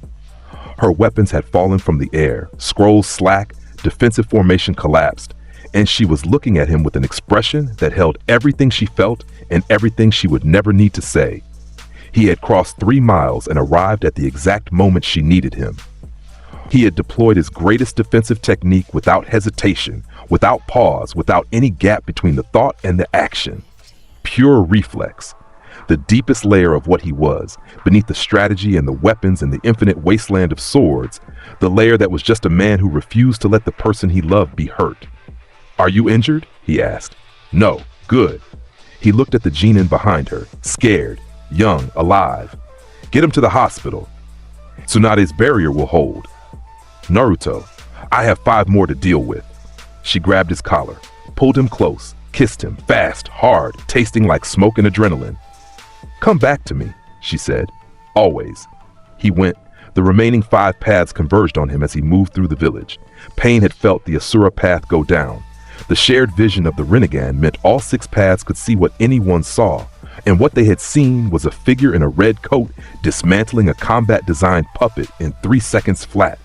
The animal path sent summons. A massive dog, multi-headed, regenerating, charged through a collapsed street. Naruto traced his bow, knocked runting, and fired. The Hound of the Red Plains screamed through the air, locked onto the summons chakra signature, and punched through its skull with the force of a siege weapon. The creature dissolved. The human path came from behind. Naruto felt it through structural grasp, the body's approach, the hand reaching for his head, the soul extraction technique that would kill him on contact. He spun, caught the wrist with his free hand, and drove Bakuya through the chest cavity. The path dropped. The Preta path approached from the east, arms extended, the chakra absorption ability active and hungry. Naruto fired a trace sword at it, overcharged, broken phantasm. The Preta path absorbed the chakra component. It failed to absorb the mana component. The explosion sent the puppet into a wall and through it and into the building behind it. 3 down. 3 to go. The Naraka path was hidden. Naruto tracked it through the village's wreckage, following the faint signature of the King of Hell summon that powered his restoration ability. He found it in the ruins of the academy, restoring the human path's body for redeployment, Amino Habakiri. He traced the silver-white blade and severed the connection between the Naraka path and the King of Hell. The imposed link, the chakra receivers that bound the puppet to its restoration summon, was cut. The King of Hell vanished. The Naraka path collapsed. Without restoration capability, the destroyed path stayed destroyed. 4 down. The animal path summons were fading without their controller. 5 effectively, 1 remained. The Deva path stood in the center of the village's largest crater, the one where the East Residential District used to be. Orange hair, ringed eyes, black piercing studding a face that had once belonged to Yahiko, a boy who had dreamed of peace. Naruto walked toward it through the rubble. His red coat was torn at the hem. Blood from a cut above his eye, debris, not combat, ran down the left side of his face. His white hair was bright against the smoke. "Uzumaki Naruto," Pain said. "The Nine Tails Jinchuriki, you've destroyed 5 of my 6 paths. I've destroyed 5 of your 6 puppets. You're somewhere else, hiding behind dead bodies in a dream that went wrong. You know nothing of my dream." "I know everything about your dream. Jiraiya told me, a world without pain, peace through suffering. The logic of a man who lost everything and decided that everyone else needed to lose everything too, so they would understand." Pain's Rinnegan focused on him. The gravitational pressure increased. Naruto felt it. The Deva path's ability to manipulate attractive and repulsive forces. The air grew heavy. The rubble around them trembled. "Pain is the greatest teacher," the Deva path said. "Through pain, people learn. Through suffering, they grow. When every nation knows the same pain, the same absolute devastating total pain, they will finally understand each other. And from that understanding, peace will come. That's not peace. That's a graveyard with good PR. The Devapath raised its hand. Shinra Tensei, the world pushed. The gravitational repulsion wave expanded from Pain's palm. A sphere of invisible force that flattened everything in its path. Buildings that had survived the initial assault disintegrated. The ground cratered. The shockwave was the largest since the assault began. Concentrated, aimed, the full power of the Diva Path directed at a single target. Ro-Ias. 7 petals bloomed. The Shinra Tensei hit the shield of Ajax. The impact was staggering. The first petal shattered. The second cracked. The third held. The fourth held. The remaining 3 burned bright, absorbing the gravitational force with everything they had. Ro-Ias held. Naruto stood behind it, bleeding from the nose. The effort of maintaining 7 petals against a full-power Shinra Tensei pushed even his reserves, and lowered the shield as the wave passed. "My turn," he said. He closed his eyes. He breathed. Deep in the seal, the Kyuubi stirred. "Now?" the fox asked. "No." "The Rinnegan user is strong, stronger than anything you faced in this world. I know. If you fall, I have this." The Kyuubi was silent. "Then I will watch." Naruto opened his eyes. "I am the bone of my sword." The air changed. The temperature shifted. The smoke from the burning village stopped rising, hung in the air, suspended as if the world had paused to listen. Pain felt it. The Devapath's Rinnegan widened, the ringed eyes analyzing the energy shift, trying to categorize it, failing. The chakra in the air was being replaced by something else, something older, something that had no name in this world's vocabulary. "Steel is my body, and fire is my blood." Blue light bled from cracks in the ground. The geometric patterns spread, circuits, sigils, lines of power that had nothing to do with seals and everything to do with a magic system from another existence. They raced outward from Naruto's feet, covering the crater floor, climbing the rubble walls, spreading across the destroyed village in a web of luminous intent.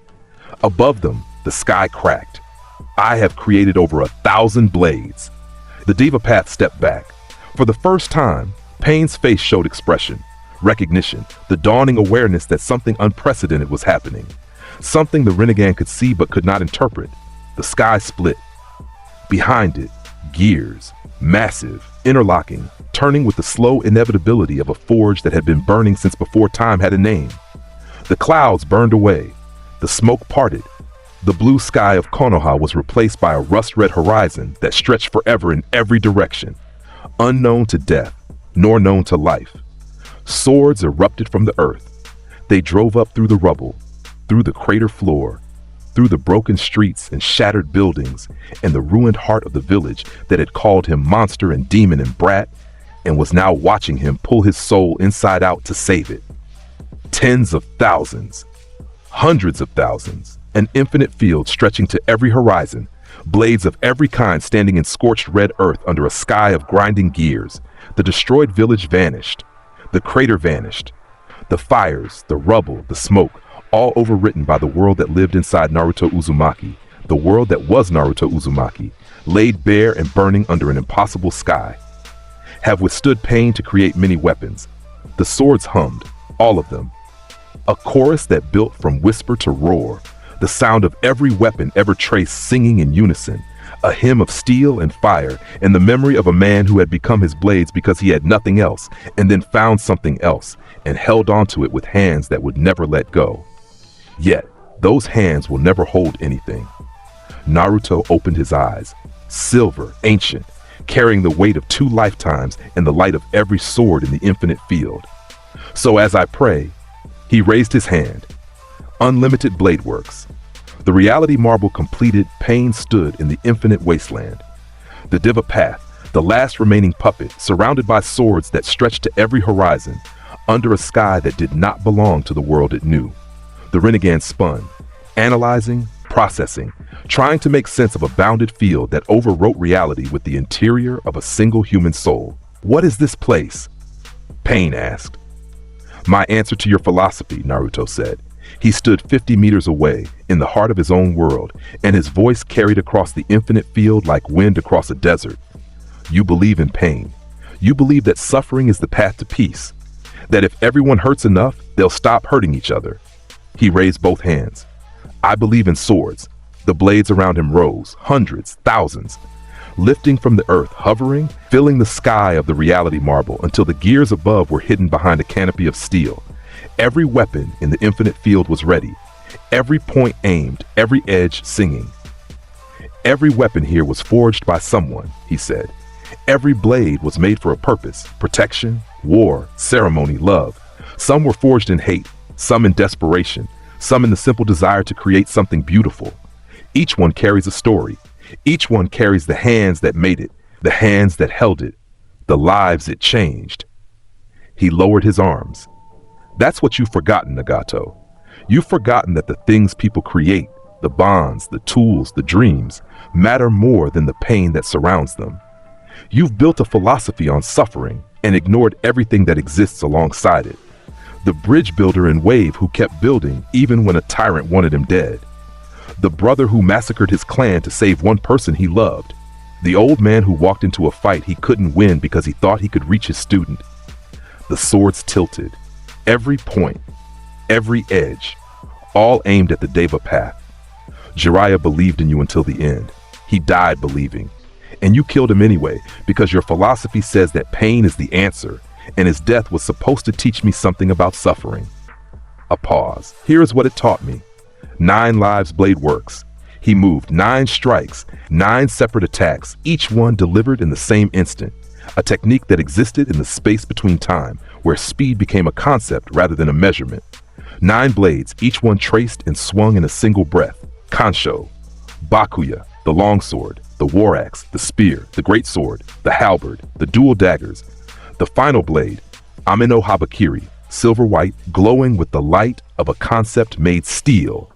9 strikes hit the Deva path simultaneously from 9 different angles. The puppet shattered. The chakra receivers embedded in its body were severed, cut by Ame no Habakiri's concept of bond severance, disconnected from the remote operator who controlled them. The Deva path did not fall like the others, collapsing in a heap of dead tissue. It was unmade, each piece separated from the connection that gave it purpose, each receiver dark, each linked to the distant Nagato cut. The Rinnegan eyes in Yahiko's face went dark, silence. The reality marble held for 10 more seconds. Then Naruto released it, a conscious choice, a deliberate withdrawal. Unlimited blade works folded inward, the infinite field collapsing, the swords sinking back into the soul they came from, the gears fading from the sky as reality reasserted itself with a sound like a held breath being released. Konoha returned, the crater, the rubble, the fire still burning, the village broken and bleeding but standing. Naruto stood in the center of the devastation, alone, his red coat torn and his white hair catching the light of a sky that was blue again. Then he followed the trail. Structural grasp had read the chakra receiver's transmission frequency before Ame no Habakiri severed them. He knew the direction. He knew the distance. The real body, the real Nagato, was hidden in the paper tree on the mountain above the village, sheltered by Konan, sustained by machinery, dying by inches. He found them. Konan stood guard, blue hair, amber eyes, paper folded into wings behind her back. She looked at Naruto with an expression that held grief and loyalty, and the exhausted defiance of a woman who had followed one dream to its end and found nothing. "Let me pass," Naruto said. "He is my friend." He was Jiraiya's student. So am I. Let me pass. She moved aside. She did not know why. She would think about it later and conclude that the boy in the red coat had the same look in his eyes that Yahiko used to have. The look of someone who believed that the world could be better despite every piece of evidence to the contrary. Nagato was inside, emaciated, broken. A body that had been used as a channel for too much power for too long, wasted to the bone, kept alive by machines and willpower, and a conviction that pain was the only truth the world offered. His Rinnegan eyes, his real eyes, purple and ringed, found Naruto. "You defeated my 6 paths," Nagato said. His voice was thin, reedy, the voice of a man who had poured himself into puppets and left almost nothing behind. "You carry an inner world that overwrites reality. You are unlike anything I've encountered. I am a man who has already lived your philosophy and come out the other side. I spent an entire existence inflicting pain on humanity to save it. I killed millions. I became the sword that cut the cancer from the world's body, again and again forever. And you know what it achieved? Peace. Nothing. It achieved nothing. The world kept hurting. People kept dying. The pain kept growing because pain is a fire, Nagato. The more you feed it, the larger it becomes. You cannot burn suffering away with more suffering. You can only drown it in the things that stand against it. And what stands against pain? Naruto thought about Tenten, about her hands, about the way she held his swords like they were alive, about the kiss at the gate and the conversation at the training ground, and the simple, devastating declaration, "I will never let you fall." Everything else, he said. The bridge builder who keeps building, the brother who sacrifices everything, the teacher who believes in his students until his last breath, the girl who waits at the gate, every single thing that people do in spite of the pain, in defiance of it. That is what stands against it. And it is enough. It has always been enough. Nagato stared at him from the wreckage of his body. Jiraiya said the same thing. He whispered, "Before I killed him, he said the answer would come. He said someone would find it. He believed in you. He believed in the boy you used to be. The one who wanted peace through understanding, through connection, through the simple act of refusing to give up. That boy is dead. That boy is sitting in front of me, dying, but still here, still choosing, because if you had given up entirely, you would have flattened this village from orbit. You came yourself. You stood in the crater and asked questions. You wanted someone to answer you. A silence that lasted an age. I am answering you," Naruto said. "The answer is stop. Stop the pain. Stop the cycle. Use the Rinnegan, the eyes of the sage who created this world's chakra, for what they were meant for. Creation, Nagato. Creation. You can bring back the dead." Nagato's eyes widened. The outer path. Rin rebirth. The people who died today. The shinobi. The civilians. Bring them back. It will kill me. I know. You're asking me to die for a village that isn't mine. I'm asking you to live for something worth dying for. One act. One choice. The boy Jiraiya trained would have made it without being asked. Nagato's hands shook on the arms of his machine. The Rinnegan pulsed, his face twisted. Pain, grief, the agony of a man standing at the edge of everything he believed and being asked to jump.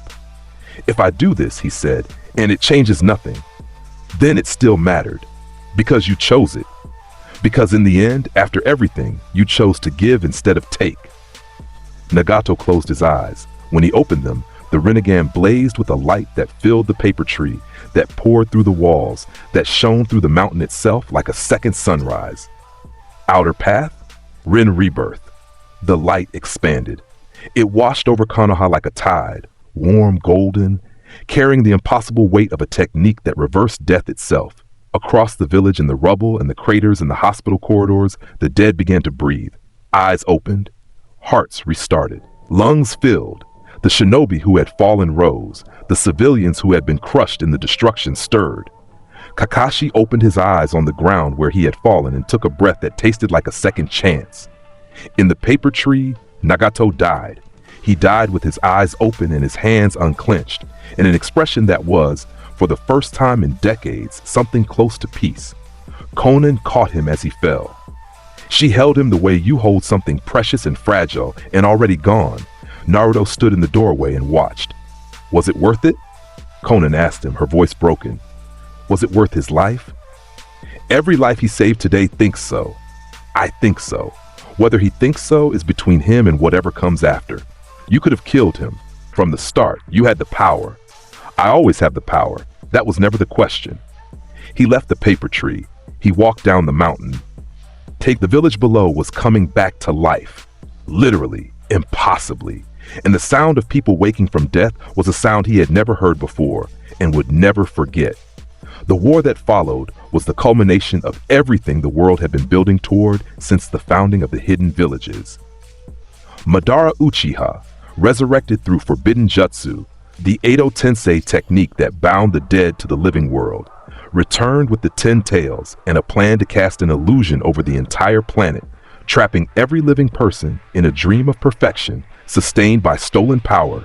The Shinobi Alliance formed. Every village, every nation, every force that had ever drawn breath united against a single threat, and the war that followed was the largest conflict in the history of the elemental nations. Naruto fought in it. He fought at the center, where the fighting was worst, where the Edo Tensei summons were densest, where the resurrected legends of previous generations tore through the Alliance's lines with borrowed strength. He fought with everything. Ame no Habakiri severed Edo Tensei bindings. He walked through the battlefield and freed the souls of the resurrected dead, each slash of the silver-white blade cutting the imposed chain that held them to the world, letting them return to the rest they had earned. Legendary shinobi who had been dragged from death by Kabuto's technique dissolved into light as the sword passed through their bindings. And each one, Zabuza, who recognized the boy in the red coat and grinned behind his bandages as he faded. The second Hokage, who nodded once with the respect of one weapons master to another. Itachi, whose restored eyes met Sasuke's across the battlefield before Ame no Habakiri freed him, and he vanished with something that looked like gratitude. Each one departed. He traced weapons into the hands of every allied shinobi who needed them. Swords, shields, spears, the infinite armory, distributed across 1,000 fighters, turning a coalition of exhausted soldiers into an armed force that fought with weapons they had never held before and would never hold again. He fired broken phantasms at the Ten Tails when it threatened to overwhelm the front line, shaped explosions, precision strikes, each one carving a wound in the beast's regenerating flesh. He deployed Ro-Ayas to shield squadrons of medic Nien during the worst of the bombardment. He used runting against the Zetsu infiltrators that hid among the ranks, each blood-red arrow tracking its target through crowd and chaos. Tenten fought beside him for 3 days straight. She wielded the katana he had given her, the twin short swords he had made years ago, and an arsenal of traced and standard weapons that she cycled through with the fluid creativity of a master. She was magnificent. She moved through the battlefield like a storm with a purpose. And every enemy who underestimated her learned the same lesson. The girl with the buns and the weapon scrolls hit harder than anything they expected and aimed better than anything they feared. Sasuke fought with them. His Mangekyo blazed. Amaterasu and Susanoo deployed in full, the spectral warrior towering over the battlefield like a vengeful god. He fought with the cold precision of a man who had found his reason and refused to let it go. When the Ten Tails broke through the Eastern Front, Sasuke's Susanoo held the line alone for 45 minutes until reinforcements arrived. Kakashi fought. Neji fought. Lee fought. Shikamaru commanded. Tsunade healed. The entire village, the entire world, threw everything it had against a man who wanted to cage humanity in a dream and called it mercy. Madara fell. He fell to the combined force of an alliance that refused to yield, to a Rinnegan user who would not be contained, to a boy in a red coat who traced every weapon in his infinite armory and used them with the precision of a craftsman and the fury of a man protecting everything he had chosen to love. The final blow was Kansho and Bakuya, the married blades, husband and wife, the swords he had carried across 2 lifetimes, the weapons that found each other through any obstacle, the blades that were his identity and his answer and his home. They struck together, as they always did, as they always would.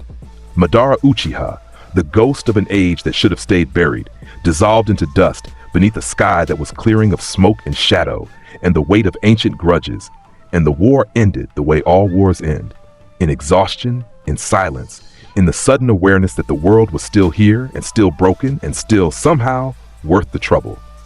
The months after the war were reconstruction, rebuilding, the slow, difficult work of making something from the wreckage that was better than what had stood there before. Naruto helped. He traced construction materials, support beams, reinforced joists, load-bearing columns of steel that the builders incorporated into new buildings across Konoha. He was surprisingly good at architecture when he turned structural grasp toward it, understanding the stress points, the weight distribution, the way a building breathed and held itself against gravity and weather and time. He was offered the Hokage position. He declined. "I'm 15, he told Tsunade. "You're approximately 215 by your own account." "By my own account, I've spent most of those years killing things. That is the worst possible resume for a political leader. You'd be surprised." "I am choosing to be surprised at a distance. The hat is yours, Lady Tsunade. You're better at it than I would be." She snorted. She accepted. She also promoted him to Special Junin with a combat classification that read, in the official register, S rank, unrestricted deployment authority, weapon specialization all. The all was underlined twice. The registrar had asked for clarification. Tsunade had said, all, and the registrar had wisely stopped asking. Sasuke stayed. He rebuilt the Uchiha compound, smaller, less isolated, with the gates open. He visited Itachi's grave every Sunday. He trained with Naruto every Tuesday and Friday. He was getting better. He would never match unlimited blade works. The gap between a prodigiously talented shinobi and a counter-guardian reborn was measured in dimensions rather than degrees. But he was becoming the strongest version of himself. And that was enough. That was always enough. Kakashi recovered. He carried a new scar and a new perspective, and the same orange book, which now had 2 holes in it. The original from Naruto's arrow and a new one from a piece of shrapnel during the war. He treated both holes with equal mourning. Neji's caged bird seal was removed. Naruto performed the severance himself, Amino Habakiri passing through the seal's imposed bond with a single precise cut that left Neji standing in the Hyuga compound courtyard with a bare forehead and tears streaming down his face and no words for what freedom felt like after a lifetime of being told it was impossible. The Hyuga clan reformed, slowly, imperfectly, the way all real change happens, through discomfort and argument and the grudging acknowledgement that the old way was broken and the new way was necessary. Gaara became Kazekage. He wrote Naruto a letter that arrived 3 weeks after the war ended, carried by a sandhawk that said, "You were right. I found something worth protecting. It is my village. Thank you." Naruto kept the letter. He put it on his desk beside Jiraiya's coded scroll and Tenten's first traced kunai, and a small collection of objects that proved to a man who had once been empty that this life had given him things worth having. It was a spring evening, 6 months after the war. The world was still healing, but the wounds were closing, and the sky over Konoha was the kind of clear that made you believe the weather was being optimistic on purpose. Naruto was at the old forge, their place, the one near the river where the sound of water covered everything that did not need to be heard. Tenten was with him. She was sitting on the boulder, their boulder, the one that had witnessed every conversation that mattered between them. With her legs drawn up and her chin on her knees, watching the sunset paint the river gold, he sat beside her. Their shoulders touched. The warmth of it was the most familiar sensation in his life. "Hey," she said, "hey. You're thinking?" "I'm always thinking." "You're thinking louder than usual." He almost smiled. Almost. The corner of his mouth moved, and she saw it, and she bumped his shoulder with hers. "I've been trying to figure something out," he said. "What?" He looked at the river, at the forge, at the village beyond the trees, lit gold by the sunset, alive and loud and full of people who had been saved by someone who had once believed he was only good for destroying. "Whether I deserve this." Tenten turned to look at him. This, the village, the sunset, you.